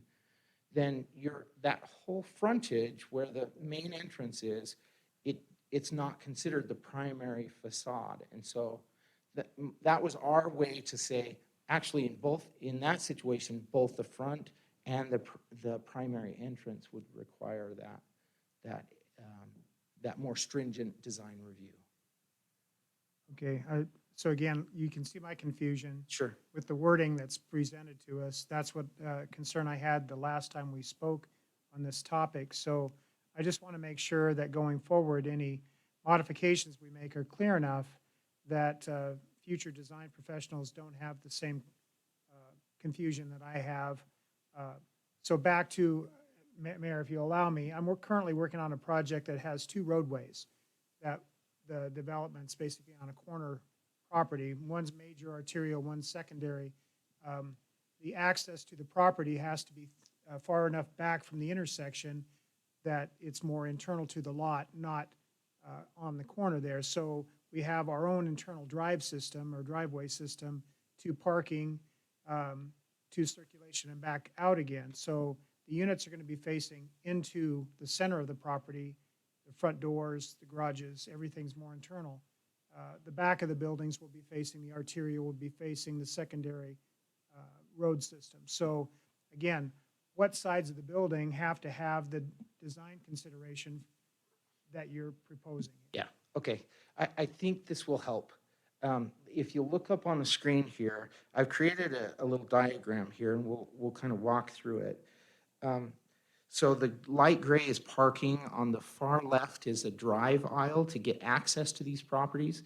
The entrance to this building here would be right there. So kind of similar to what you're describing, internally facing, right? This gray is maybe just another empty lot. The dark gray is right of way, and the green is going to be landscaping of some kind. So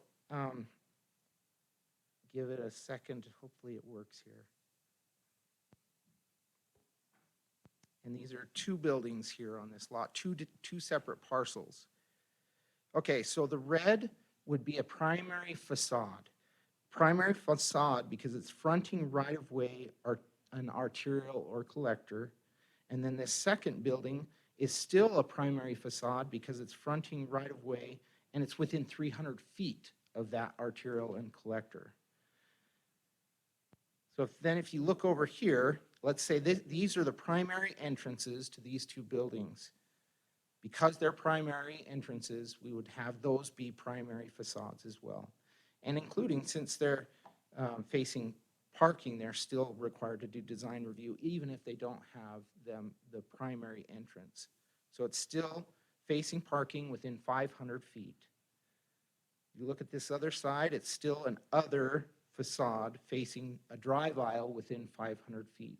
That's not the more strict or more stringent requirements, but it still has some elements in it of design review. So is that the 30% requirement on those? That would be the 30%, yeah. And then these back sides of this building, they're not facing anything within 500 feet. They're, there's really nobody seeing these sides of the building, so there would be no design review at all. Currently, these would still be required to meet that 30%, but we're proposing this would eliminate that, so you wouldn't be required to do it. Mayor, quick question. The 300 feet, the 500 feet, is that from center line of roadway or from property line? That is from the right-of-way line, yeah. Okay. So property line. Mm-hmm. And again, that's up for discussion and changes if you feel necessary. So Rodney, I think I just heard you say that currently in our code, that is right now, you're proposing what currently requires 30% goes to none. No design review and nothing required. So on this view right here, we currently would require 30% design review, 30% change. Not on that building. Not on that face, the one Correct. in front of it. Right now, what we're proposing now is to not have any kind of design review. And why is that? Because it's not, no one's seeing it, really. If this is the back of a property and nobody's going back there, there's no drive aisle, there's no parking, there's no other public face. How do we confirm that if it's in an area that's yet to be developed? I guess you would know that there could be a future roadway. What if it's just a lot? Because I think you mentioned it's just a lot. Mm-hmm. But how do we, I guess I'm thinking, I don't know if that's wise, if it's an undeveloped lot, that we reduce our standards. Because right now, we would require a 30% facing, correct? Correct, yeah. And Mayor, that's a great question, and we can adjust this. One thing that I would say is sometimes it's backing up to a lot that's already developed out, and it's not facing anything. And so I wasn't sure how to get to that where we don't need to have design elements for a wall that's not facing anything that nobody ever sees. So that was my attempt. If there's a better way to do it, we can adjust it. I'm curious, did you check with Meridian or their planning and zoning and what theirs requires? Not on this specifically, yeah. Okay, so we don't know what our surrounding communities are requiring in this, is that correct? Also, as far as Meridian goes, in the historic district, there are requirements. In the residential areas, there isn't a design review component. In Boise, there's a design review component as far as throughout the city and designated zones. But what we're talking about doing here is not defining zones per se, but defining a project type and then putting the burden of design review on a multifamily housing project, which the concern has been expressed, could eventually basically weed out the low-income housing component because they can't afford all the enhancements required by this design review requirement.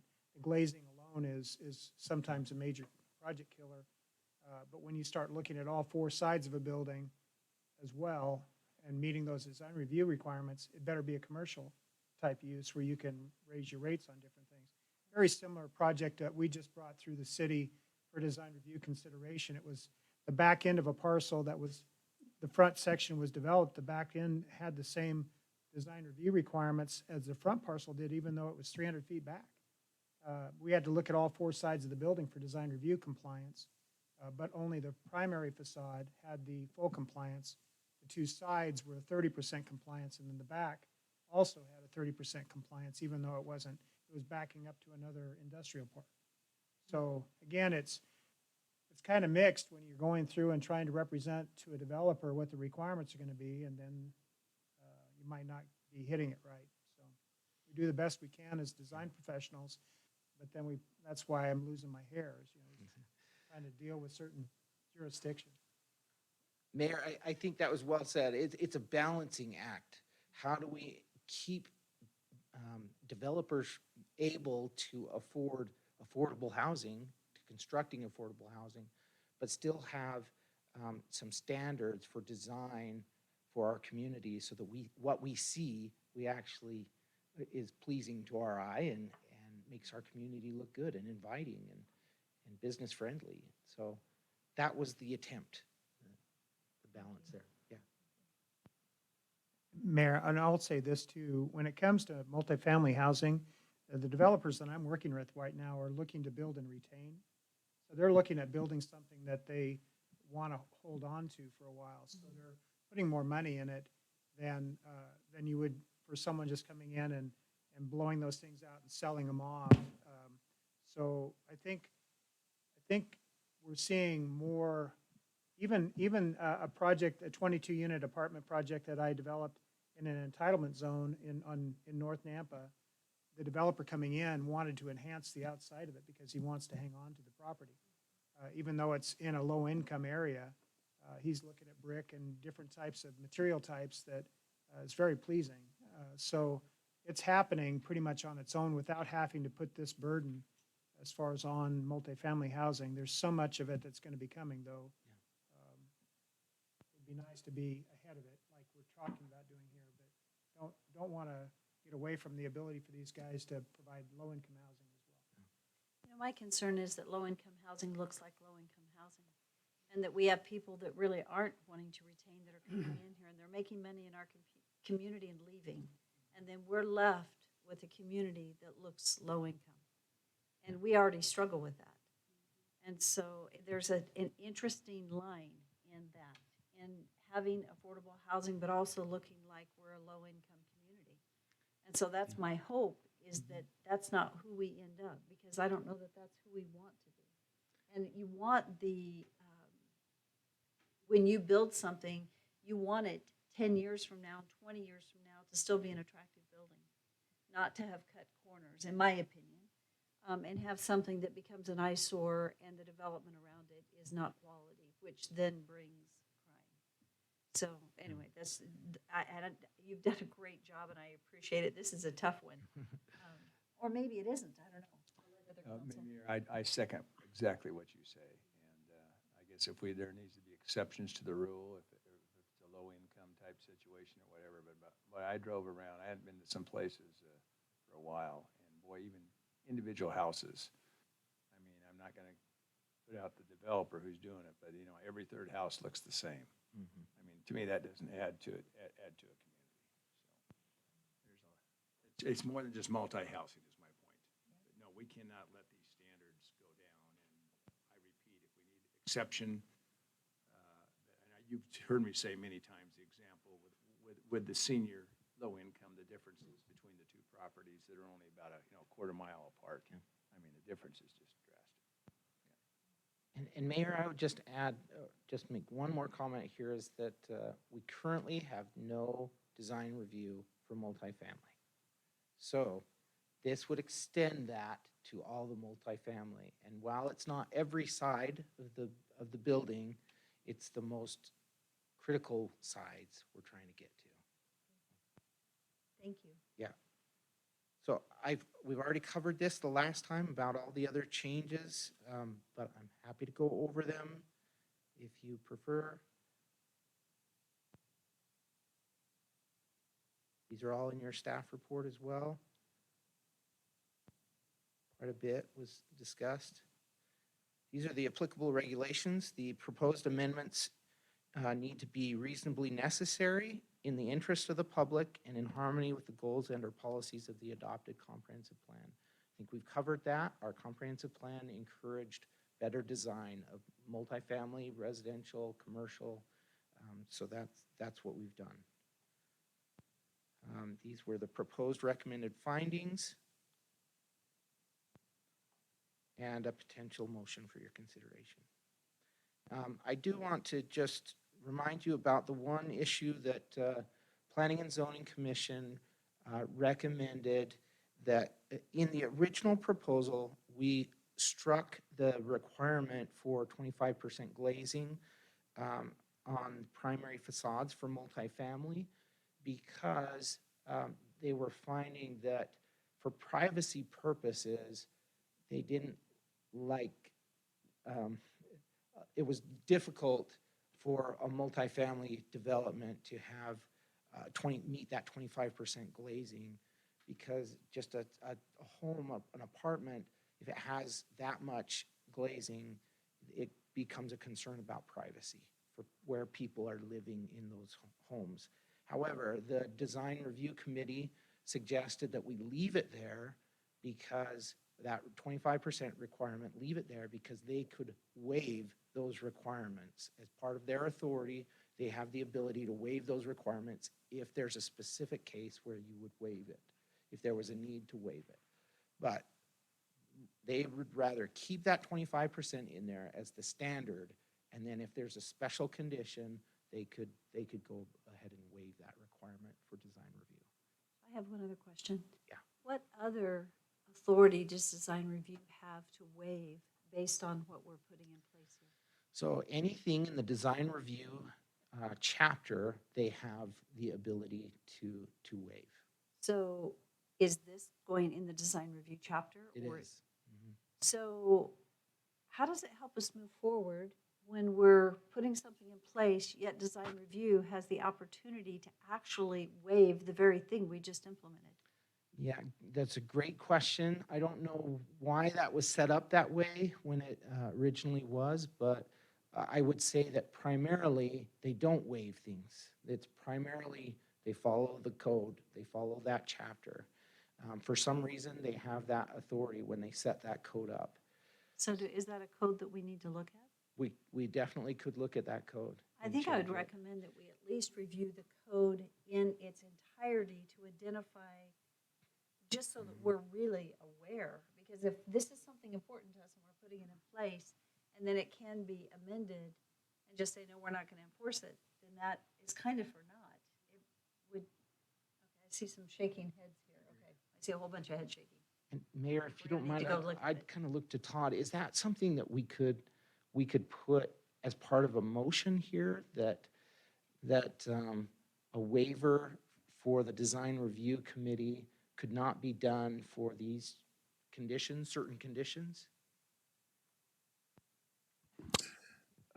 Madam Mayor and Rodney, I guess you could give staff direction, but you don't really have any language that you're looking to approve tonight. So I think that's more of a directive to staff versus a part of the approval of whatever it is you're dealing with in front of you. I appreciate that comment, and I fully agree with it. I think that we need to review the code and then come back, which was probably, could be another public hearing separate from this. Yeah. But I think we should take time to review that. Right now, and just to comment, one thing that we're doing, which we just had our meeting the other day with planning and zoning, is we're just trying to really give a good review to what we're doing. And so I think as we go through this next year and the years to come, we're going to be reviewing various codes. And I think you've been doing the same, Rodney, which I greatly appreciate, trying to identify what's working, what's not working. So this will be one that we can review. And I appreciate legal's comments, but I think that if we approve this as it is, the next step then is to review our code regarding design review. Mhm. Yes. Kind of going along with what you're saying, you expressed many of my concerns, but would we be getting ahead of ourselves to approve this tonight before we approve and go through the code about having authority to waive what we're doing here tonight? In my opinion, I don't think so, because this needs to be done. And the other is a little bit separate subject, because it'll involve other things besides this, what they would have the ability to waive. But if this is what we have an interest of implementing, I would go ahead and move forward with this that would be my recommendation. If this is what the will of the council, then we'll come back and encourage our design review committee not to negate that we've approved. Mayor Kling. From an architectural standpoint, the 25% glazing is an arbitrary number that's being thrown out because it's an exterior character feature, not an internal use requirement that the building code requires as far as for exiting purposes of sleeping rooms, of natural lighting requirements for the balance of the spaces. I would defer to the International Building Code requirements for residential design, not an arbitrary number for facade glazing. I can't support that. I don't think that that's a rationalization that makes sense to me from an architectural standpoint. So I would be in favor with this as long as the 25% primary facade glazing requirement was taken out as far as for these type of buildings. Commercial structures makes total sense. Residential, it doesn't because it's a privacy issue and it's not a requirement for safe living, basically. So that's my 2 bits on the architectural side for the 25% glazing requirement. Who would like to make a motion, or do we have more discussion? We have to close. Oh, I'm sorry. We haven't even opened a public hearing. Excuse me. I think I just totally goofed. So, Mayor, may I yes. make a quick comment on Councilman Haverfield's comment? If you decide to have that 25% glazing removed as a condition, you could adopt the motion is to do exactly that, right? The Planning and Zoning Commission recommended that we remove, or that we keep it in there, and the Design Review Committee recommended we keep it in there, but the original proposal was to take that out for multifamily. So if that's the will of council, the motion up there, the first bullet point there would do exactly that. Thank you. Yeah. Mayor, just as a follow-up, there's still three different material types required. So there's still facade changes and articulation aspects to it to create shadow effects and material changes, but to have to use glazing is, I think, unnecessary in multifamily setups. So. Thank you. Okay, so I appreciate you guys correcting me. Good grief, I got ahead of myself. So this is a public hearing, and we have one person, and I'd like to open the public hearing right now, and then hopefully we won't be here too much longer, and we'll take a break. But Amanda Ranky, she was signed up on the other one also. So Amanda, do you happen to be online in our Teams group? And can you go over and see, is this also new? Same, yeah. Okay, so she submitted via Civic Plus, and she did not want to speak, and she said she was neutral. So, is there anyone else present? That's the only person we have signed up to testify. Is there anyone else online that had intended to testify? And hearing none, is there anyone here in the room that had intended to testify? Okay, seeing none, I would stand for a motion to close public hearing. So moved. Second? All in favor? Aye. Now, we did a lot of discussion ahead of time, but is there any further discussion at this time? Mayor? Yes. So as I've been listening to the discussion, which I really appreciate Councilman Haverfield and Rodney putting their thoughts in, and also the council and the mayor, I am very concerned about the multifamily does not have to go to design review. And we need to have some kind of standard, as you expressed. One, if we have undeveloped property behind that later is developed, that's what whomever owns that property is going to have to be looking at.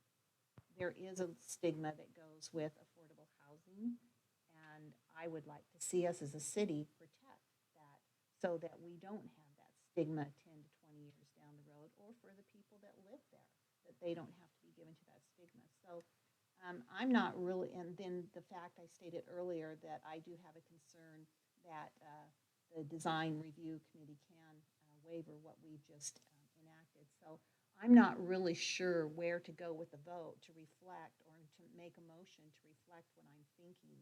So I would really appreciate counsel from the other council members, your thoughts, and help me out.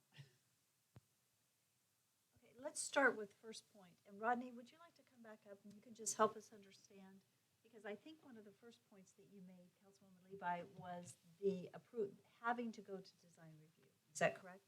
So can you clarify that? Yeah, sure. So currently, the zones that require design review, there's several, but one of the main ones that require design review is the BC zone, right? So right now, we've been applying that design review code the best we could to multifamily when they get a CUP in a BC zone. Because that's not usually it's commercial, right? So we've had a few come in and we're saying, yeah, you have to have design review because you're in a BC zone. Now we're extending that out to the RML, the RMH, and I think I can go back. The RD, the RP, the RMH, and RML zones now would require design review for multifamily developments. That, again, that's right now, if somebody came in, they put it in RD zone, we would not require them to go through design review at all. With these changes as proposed, this the motion, the first bullet there, that would require that multifamily developments get design review, go through the design review process. Thank you. Councilwoman Levi, does that clarify that? That clarifies the first point, and I do appreciate you breaking this down for me, Mayor. So my second point would be on the back facade, and especially if you have undeveloped property. So is there something covering that in this? I'm trying to figure out how would I craft my motion, or if someone else makes a motion, I want to really understand how I'm voting. So, Mayor and Councilwoman Levi, what I tried to do here is if, let me see if I can get this to rotate a little bit so you get a better view of this. What I tried to do here is create a distance, because if I say it's facing right of way, or I say it's facing parking, how far out do I go? Do I go a mile? Do I go 3 miles and it's facing a right of way?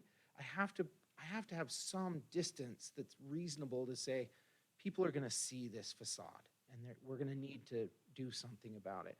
So let's say on the back of this property right here, let's say within 500 feet, this next property up puts in a parking lot. Well, then they would be required to have some design review done, the 30%, the less stringent, because you can only define 2 as primary facade. So yes, they would have to do that. But if, let's say it's 600 feet back before we hit any kind of drive aisle, roadway, or parking, that's where I'm saying we draw the line. I'm just suggesting that distance. So you're right. I mean, it would, let's say you're 600 feet away from this and you look over at this building, it could be a blank, boring wall. But the difference for multifamily is that they, as Councilman Haverfield said, for building purposes, you have to have ingress and egress out of that building. So you're likely going to get, if these are apartments, you're likely going to get some changes. It's probably just going to look like a regular apartment on this side. But we're just putting it in this condition to make sure that there's, within 500 feet would require design review. Thank you. I'll think on that. Councilman Haverfield. Just for clarification purposes, on page 1 of your staff report, it indicates greater than 4 units, so a fourplex would not be subject to the design review standards. Is that correct? No, that's not correct. So this was a confusion we had the last time we met. I have a slide on here for that specific thing. Give me just a second. So this slide was confusing the last time, and I have my notes down there below. Council and staff were confused as to why we state design review is required for 3+ units, then state in the bottom section it is required for 5+. 3 and 4 unit dwelling units on a single lot will require design review, but only from a staff review level. Okay, so a triplex, a fourplex would be staff Staff level, review. not commission level That's correct. review. Okay, Mhm. but both still require design review Correct. application. Mhm. Okay. Are there any further clarifying questions? So what is the will of the council? I have a question. How do you keep this straight and sleep at night? I appreciate those comments. It was difficult. That's why I put together that SketchUp drawing, because I just like, wow, I have to understand this. This is very confusing. So, yeah. Thank you. Rodney, thank you for your work. Yeah. So can you put the proposed motion yeah, again you bet. back up? And again, the motion would need, if I were to frame the motion, which I will, Mayor, is to go ahead and approve the amendment to Title 10 as presented, removing the 25% primary facade glazing exception. Is that the proper way to state that? Yeah. Okay. Any other conditions of approval would be as recommended by staff in our staff report. Second. Okay, it's been moved and seconded. Are there any questions, any discussion? Mayor, were we going to add that we were going to review the code, or That's is a that just, separate, it's not in the motion. Any other questions, discussion? Roll call. Bauer, Yes. Levi,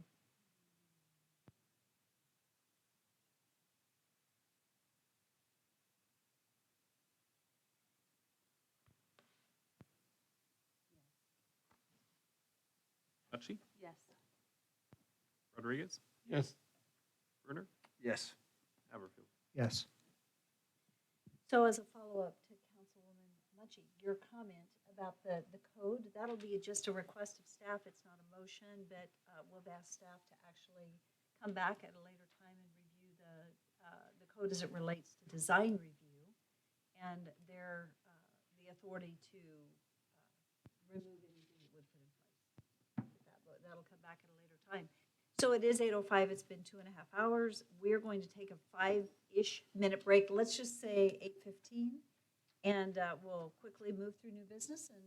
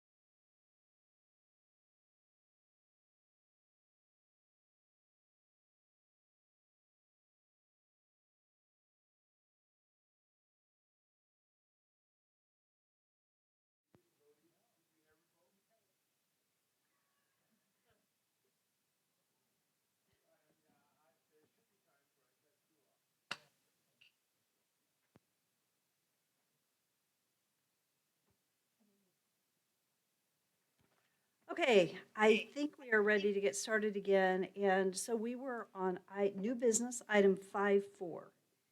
And this is the first reading of ordinance, amending Title 5, Chapter 12 of the Nampa City Code, clarifying the alcohol code.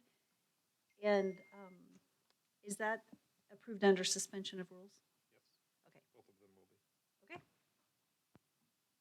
An ordinance of the City of Nampa, Idaho, amending Title 5, Chapter 12, Section 17B of the Nampa City Code pertaining to license point violations, providing for severability, allowing for a summary of this ordinance published, providing for an effective date, repealing all ordinances, rules, and regulations and parts thereof in conflict herewith. Make a motion to approve, Mayor. Under suspension of rules? Yes. Second. It's been moved and seconded. Is there any discussion? Hearing none, roll call? Bauer? Yes. Levi? Yes. Mucci? Bruner? My microphone back on, yes. Haverfield? Yes. And Rodriguez. Yes. Okay, item 5.5 is an action item. This is to authorize the immediate piggyback purchase of 7,000 gallons of traffic paint from Innes Flint for the street division in the amount of $70,945, and this is approved in the FY21 budget. So move. Second. Give that to Councilwoman Muncie.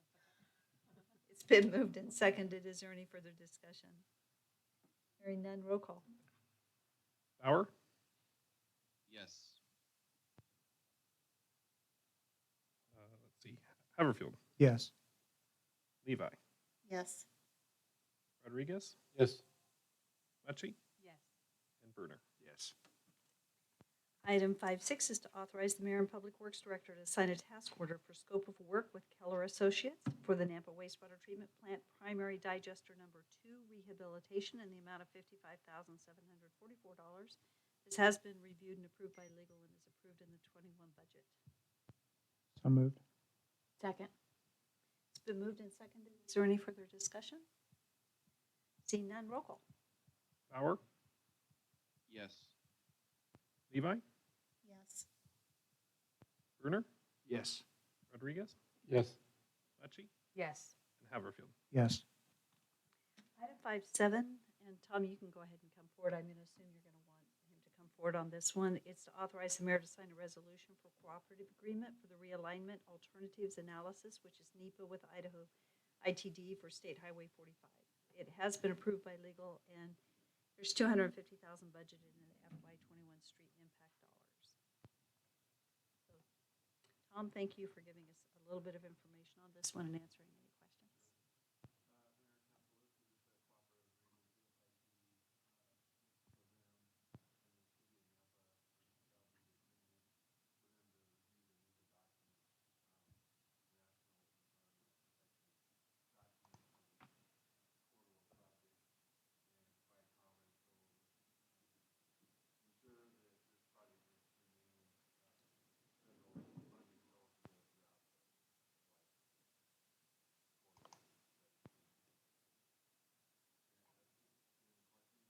Mayor, I do have a question on this. This 250,000 comes from Amazon itself, doesn't it?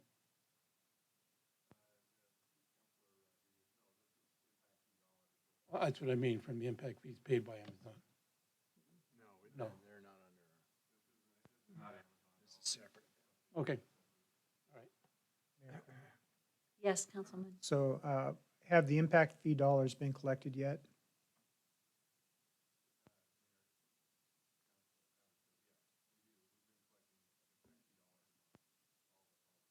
Okay, so this is collected dollars already accounted for in our budget.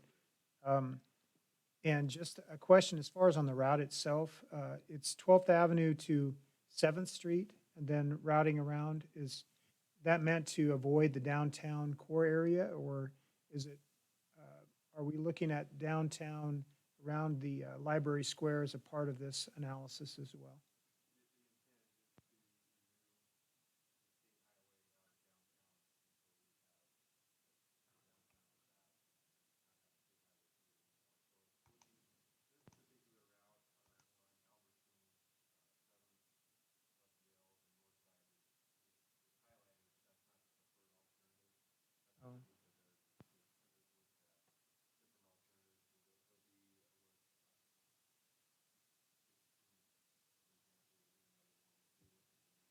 great.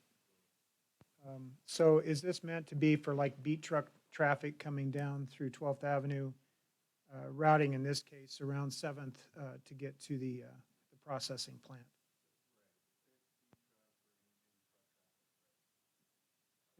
I think I mentioned a few years ago, the preferred bypass was Greenhurst to Middleton and then back around as far as to the industrial areas, as opposed to routing through town at all. But this is still coming through a portion of town, potentially. So they're going to be providing different analysis, different locations. Does that come back to you, consideration, or is that just, are they doing this on their own?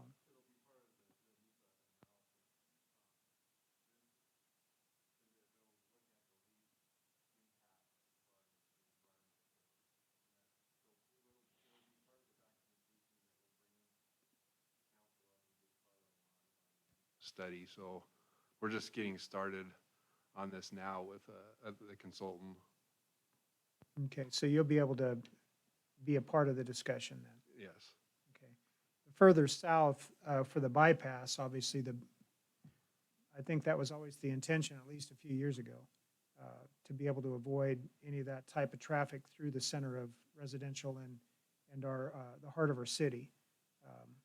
Those beat trucks, obviously it beats up the roads, for lack of a better term, and then what falls off those trucks ends up in somebody's yard. But if we can avoid coming through downtown and you have a voice at the table, like I said, the original thought for the bypass was Greenhurst around to Middleton or back over to Southside or Power Line to be able to route around the downtown core area.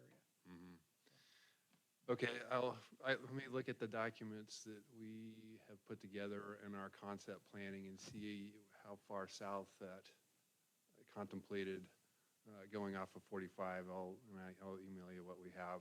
Okay. Yep. So Mayor, however you pronounce this environmental study, how many other studies are they going to need to be done before a decision is made? So this is idea? the environmental one is the big one, the big final step to be able to get. This is the final step, because Well, this has been discussed for a long time. Right. And I, like Councilman Haverfield, have some real concerns. Maybe we won't have any say into it a whole lot, but this route has never made sense to me. But anyway, I'm not an engineer. So I think it's important, and Tom, you can mention it, or I can just read it. In the staff report, and you guys all have it and we've read it, but I think just for the public and for the statement tonight, it's important for our public to understand that this actually began back in 2011, right? Right, a long time ago. And then in 2014, council authorized this consultant company to complete a concept plan. And that's what they were looking at, was that location.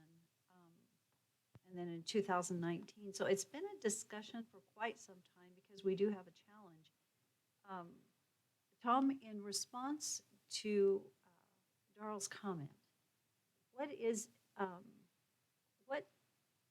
decision-making authority does the council have or the city have as we continue to move down this route? So I think they're going to come back to us with a recommendation based on the environmental impact of that one route, that they're going to look at other routes. Is that correct? Right, and part of the NEPA has a public process, so there'll be public meetings on these routes that we can go over with the public. So they'll be looking for alternatives that have the least impact for noise, for example, historic structures. There's a whole list of things that are looked at in NEPA. And so and then there'll be a public process to go look at all those alternatives and collect comments before one is finalized. Mayor, because you just mentioned historic, I mean, they're passing through by going on Yale, they're going through a historic district, right? Yeah, there's some historic structures in there, yeah. Yeah, so that's one of the things we need to look at. I mean, I remember looking at the report, I believe there was at least 12 alternatives looked at in that initial concept that the mayor was mentioning. So I can get that to you so you can take a look. Yeah. Tom, thank you so much. Are there any other questions for Tom? Mayor, I'll make the motion to authorize the resolution for the cooperative agreement as presented to us tonight. Second. Second. Moved and seconded. Is there any further discussion? Roll call. Bauer, Yes. Levi, Yes. Machi, Yes. Brunner, Yes. Rodriguez, Yes. and Haverfield. Yes. Thanks, Tom. Item 5.8 on the agenda is an action item, and this is to request Nampa City Council approve the master site plan for the dog park, Project 2 as proposed. It is approved in the FY21 budget, and Darren, thank you for joining us. I wish my wife would. On it. Thanks, dear. He's on it. He's on it. Just saving time, I knew. I know, yeah. You knew I was yeah. gonna I have a saw que- the wave, You knew I was so gonna have here, a question. here I am. Yeah, council, mayor and council, this is, in your packet is the master site plan for a new dog park. It's a impact fee project. We're building it due to overuse and of the current dog park over at Amity. And so this is an item that was approved in the budget of, for this year, and it'll be constructed into, it'll span over into the budget year 2022. So we did get quite a bit of feedback. We met with, we had 2 nights where we visited with people, one, the general public. One night we visited with the Westminster subdivision. So we had good representation from the subdivision, especially the neighboring houses were well represented that were closest to the dog park. So most of them are looking look at this as a very positive project. They're happy to have a park there. You probably have seen, as you looked in through all the comments, it talked about a water feature and a pond.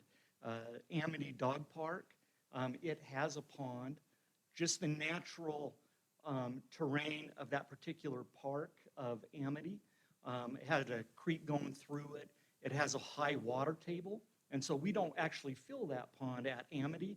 It's all water table, and it has some natural circulation in that pond, and so we don't have too much of a problem keeping it clean. We did explore trying to put a pond in this particular park, and after some study, it just appeared that it would be, with the irrigation district, we couldn't really do a pass-through into a waterway without treating it, and so we would have to treat this water to get rid of it.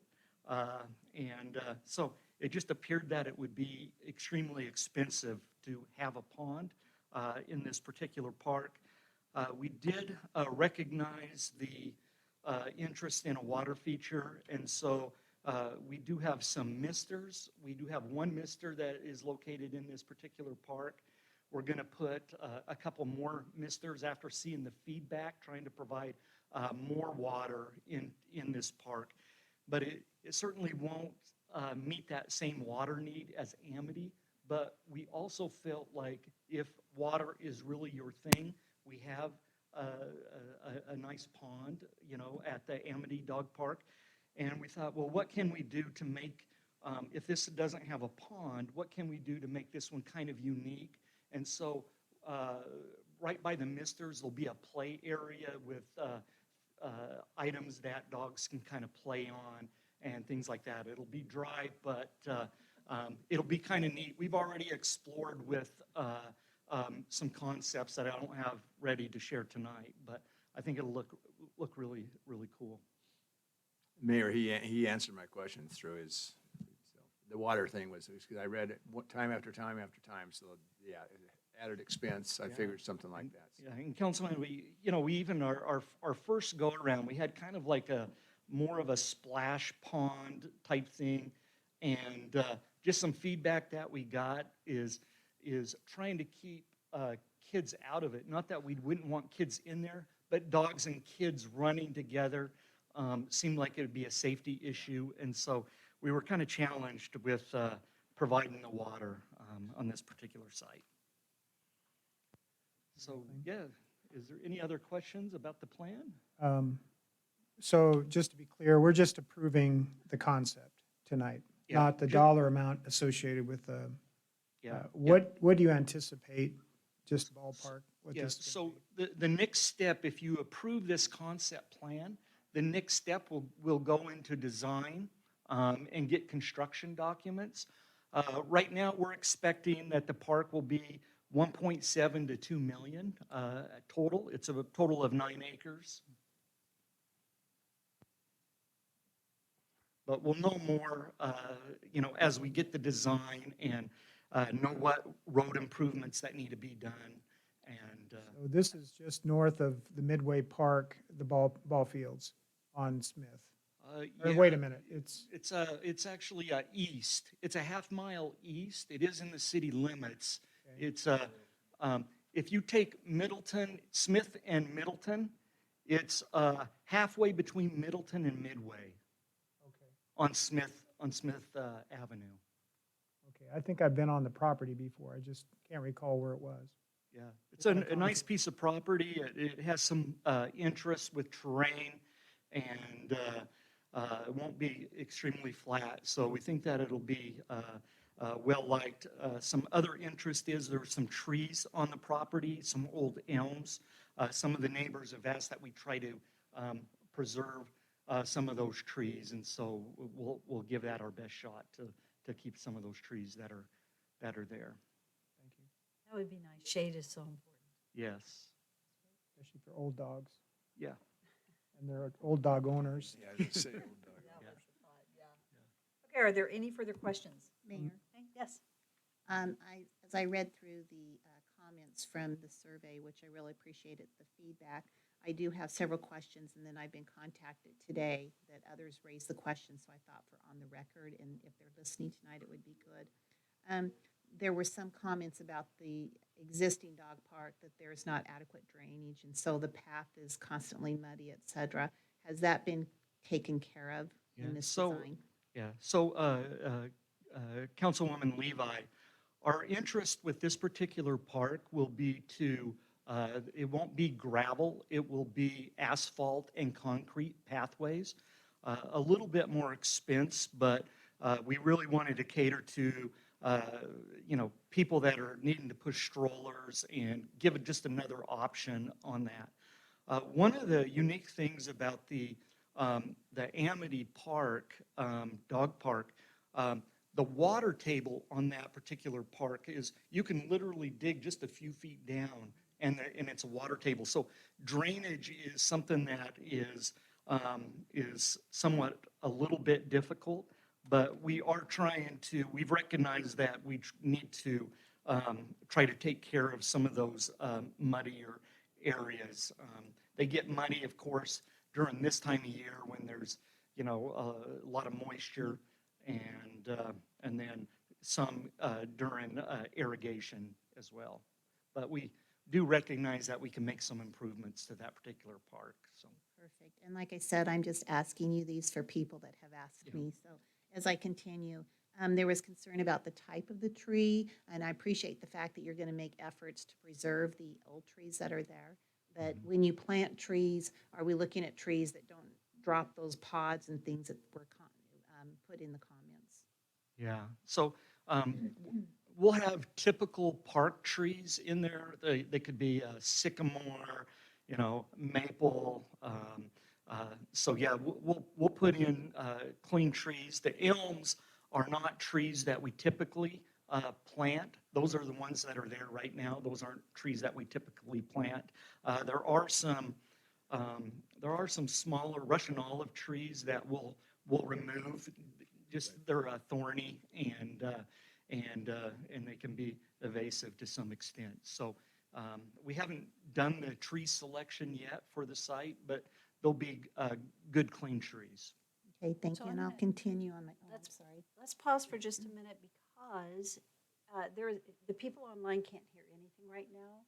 And I realize that Jacob Bauer is online, and as a councilman, he needs to hear the conversation. So let's pause for just a minute, and I apologize for interrupting.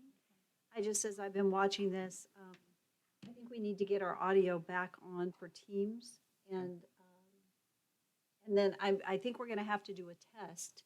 So Rick, so you were watching these comments coming through? Thank you so much. So when we know that we're back, we'll resume, but we'll take a brief pause because I feel like Councilman Bauer should have the opportunity to hear the discussion.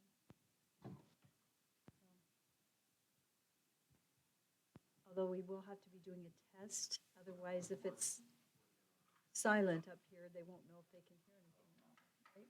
If we're all silent, it's not gonna work. So.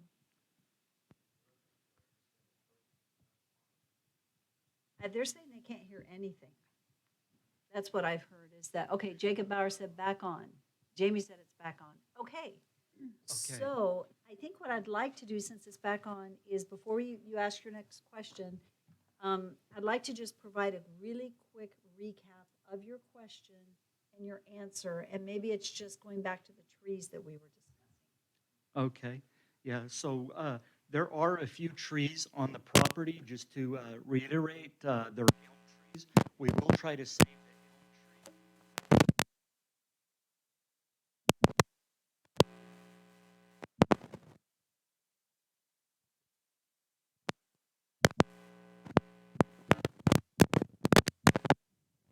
Trees or anything that drop a lot of fruit or anything like that. So, but we have not selected the type of tree at this level of our planning.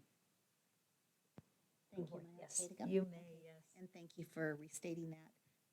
And so as far as the Wilson Trail, and I don't know the master plan offhand, so will it eventually go to the dog park?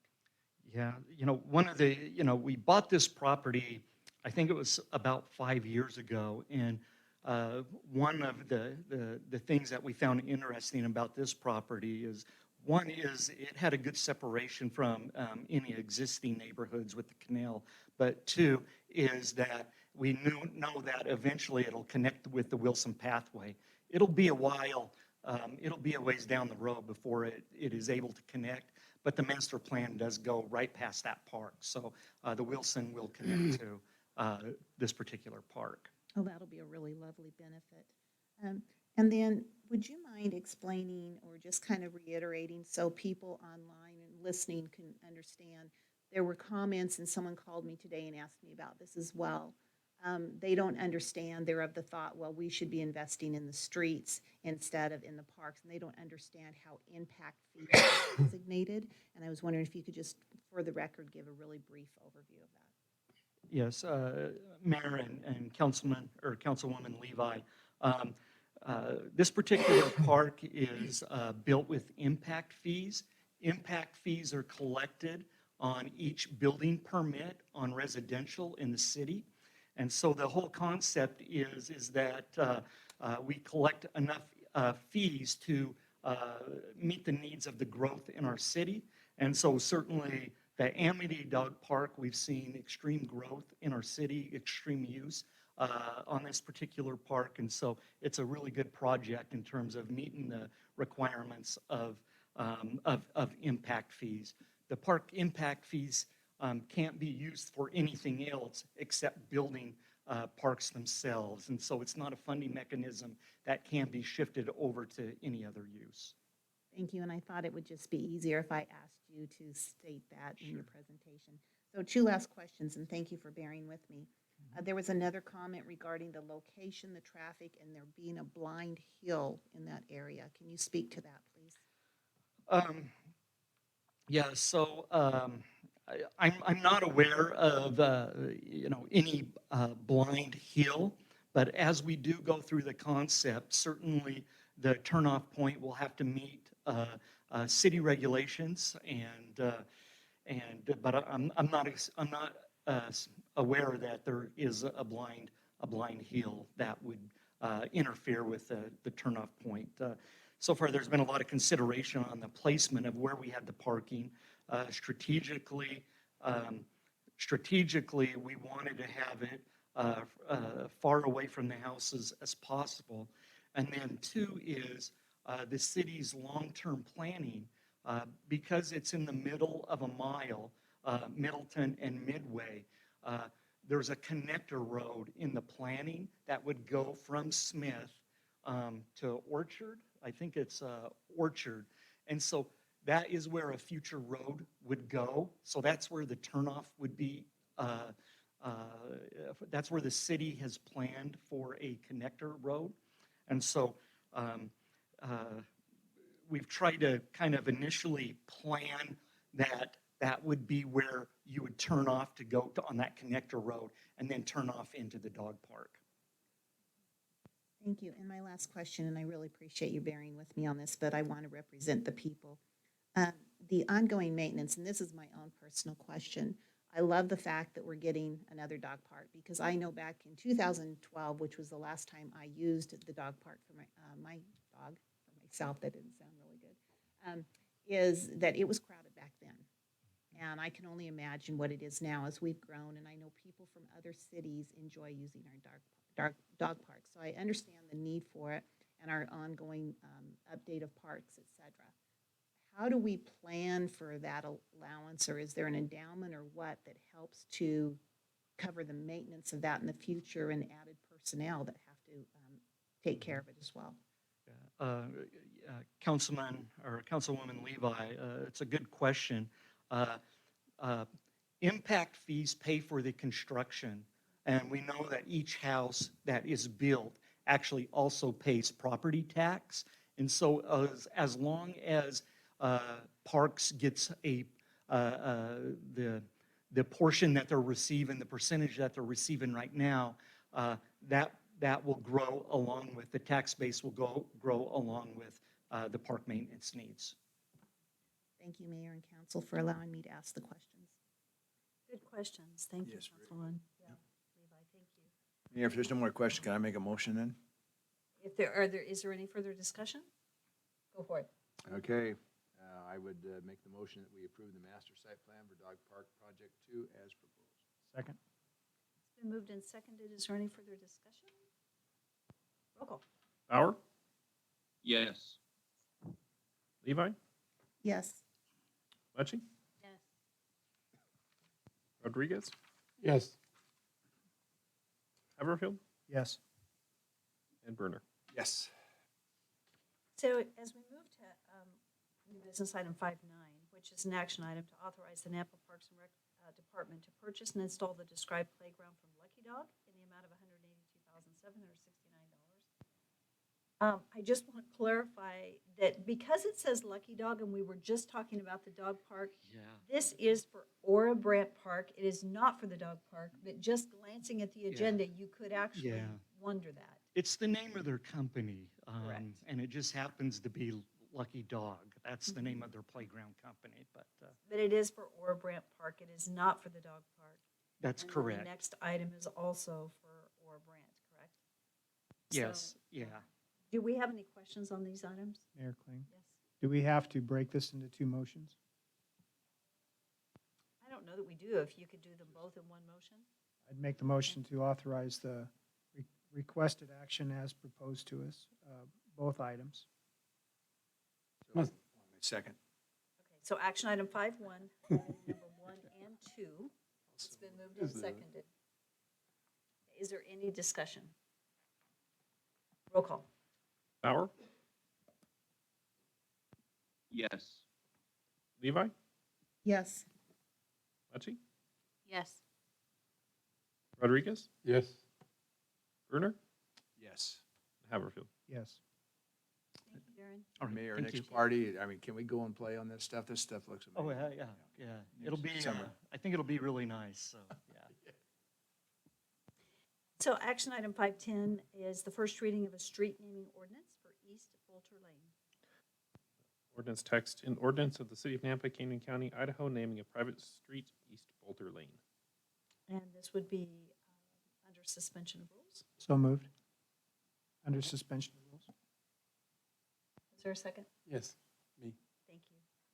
Is there any further discussion? Or any Just discussion? Mayor, there was one, as far as a citizen that did not want this to happen. Is there any further than what was in our packet, or is that pretty much all we know? Mayor, Councilman Brunner, so let me share my screen here.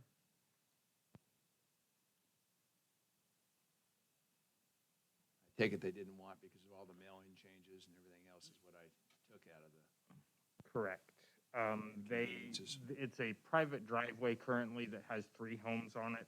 One of the homes on that is proposing to construct another residence on their lot.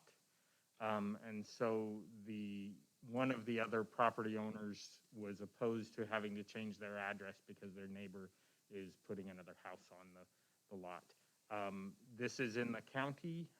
We do address our impact area, and that's why it's coming before you rather than the county. Our policies are very similar to what the counties are. If this were being done within the city, we would require the property to be named, the street to be named anyway. The current addresses, there's no more numbers as well.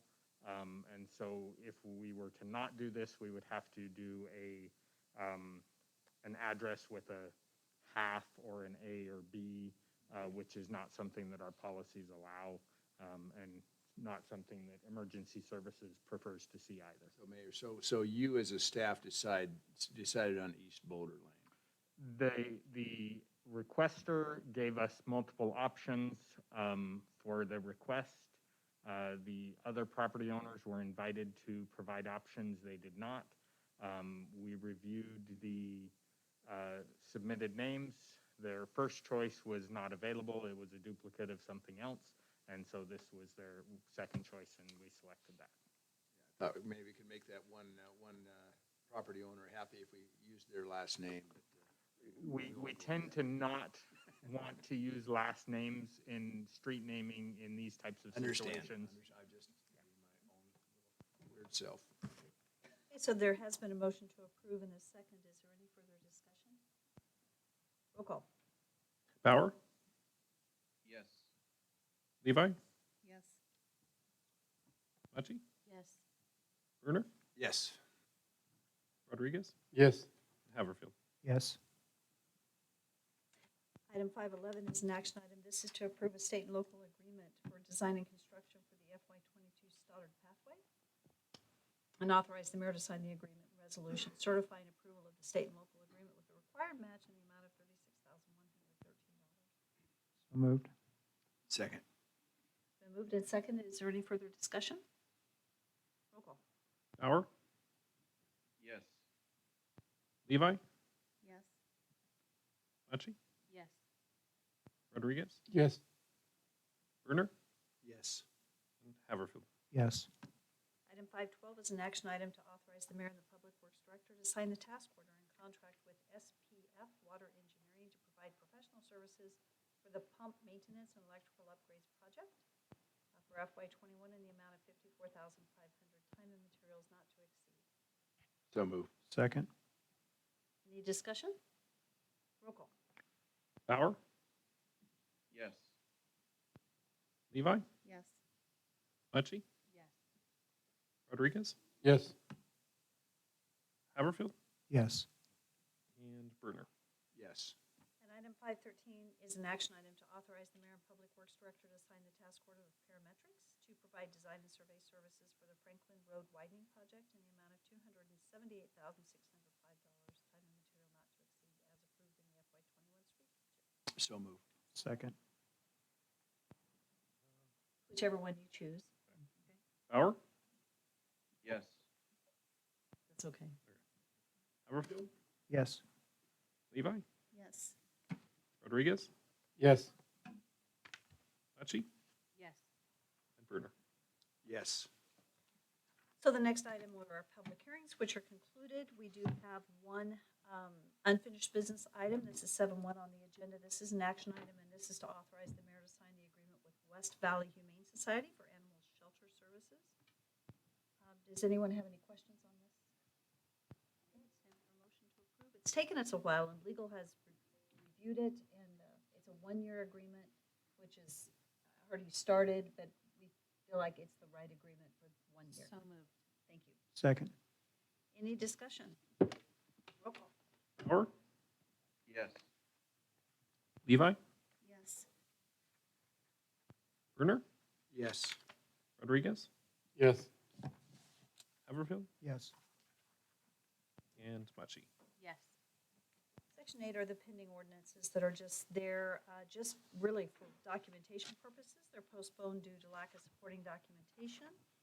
And at that, that concludes our regular meeting. We do have an executive session, and I would ask for a motion to adjourn into executive session pursuant to Idaho Code 742061F to communicate with legal counsel for the public agency to discuss the legal ramifications of legal options for pending litigation controversies or not yet, that are not yet being litigated but imminently likely to be so. The mere presence of legal counsel, I don't think I need to read that piece of it. I'll get rid of that. So I would stand for a motion. So moved.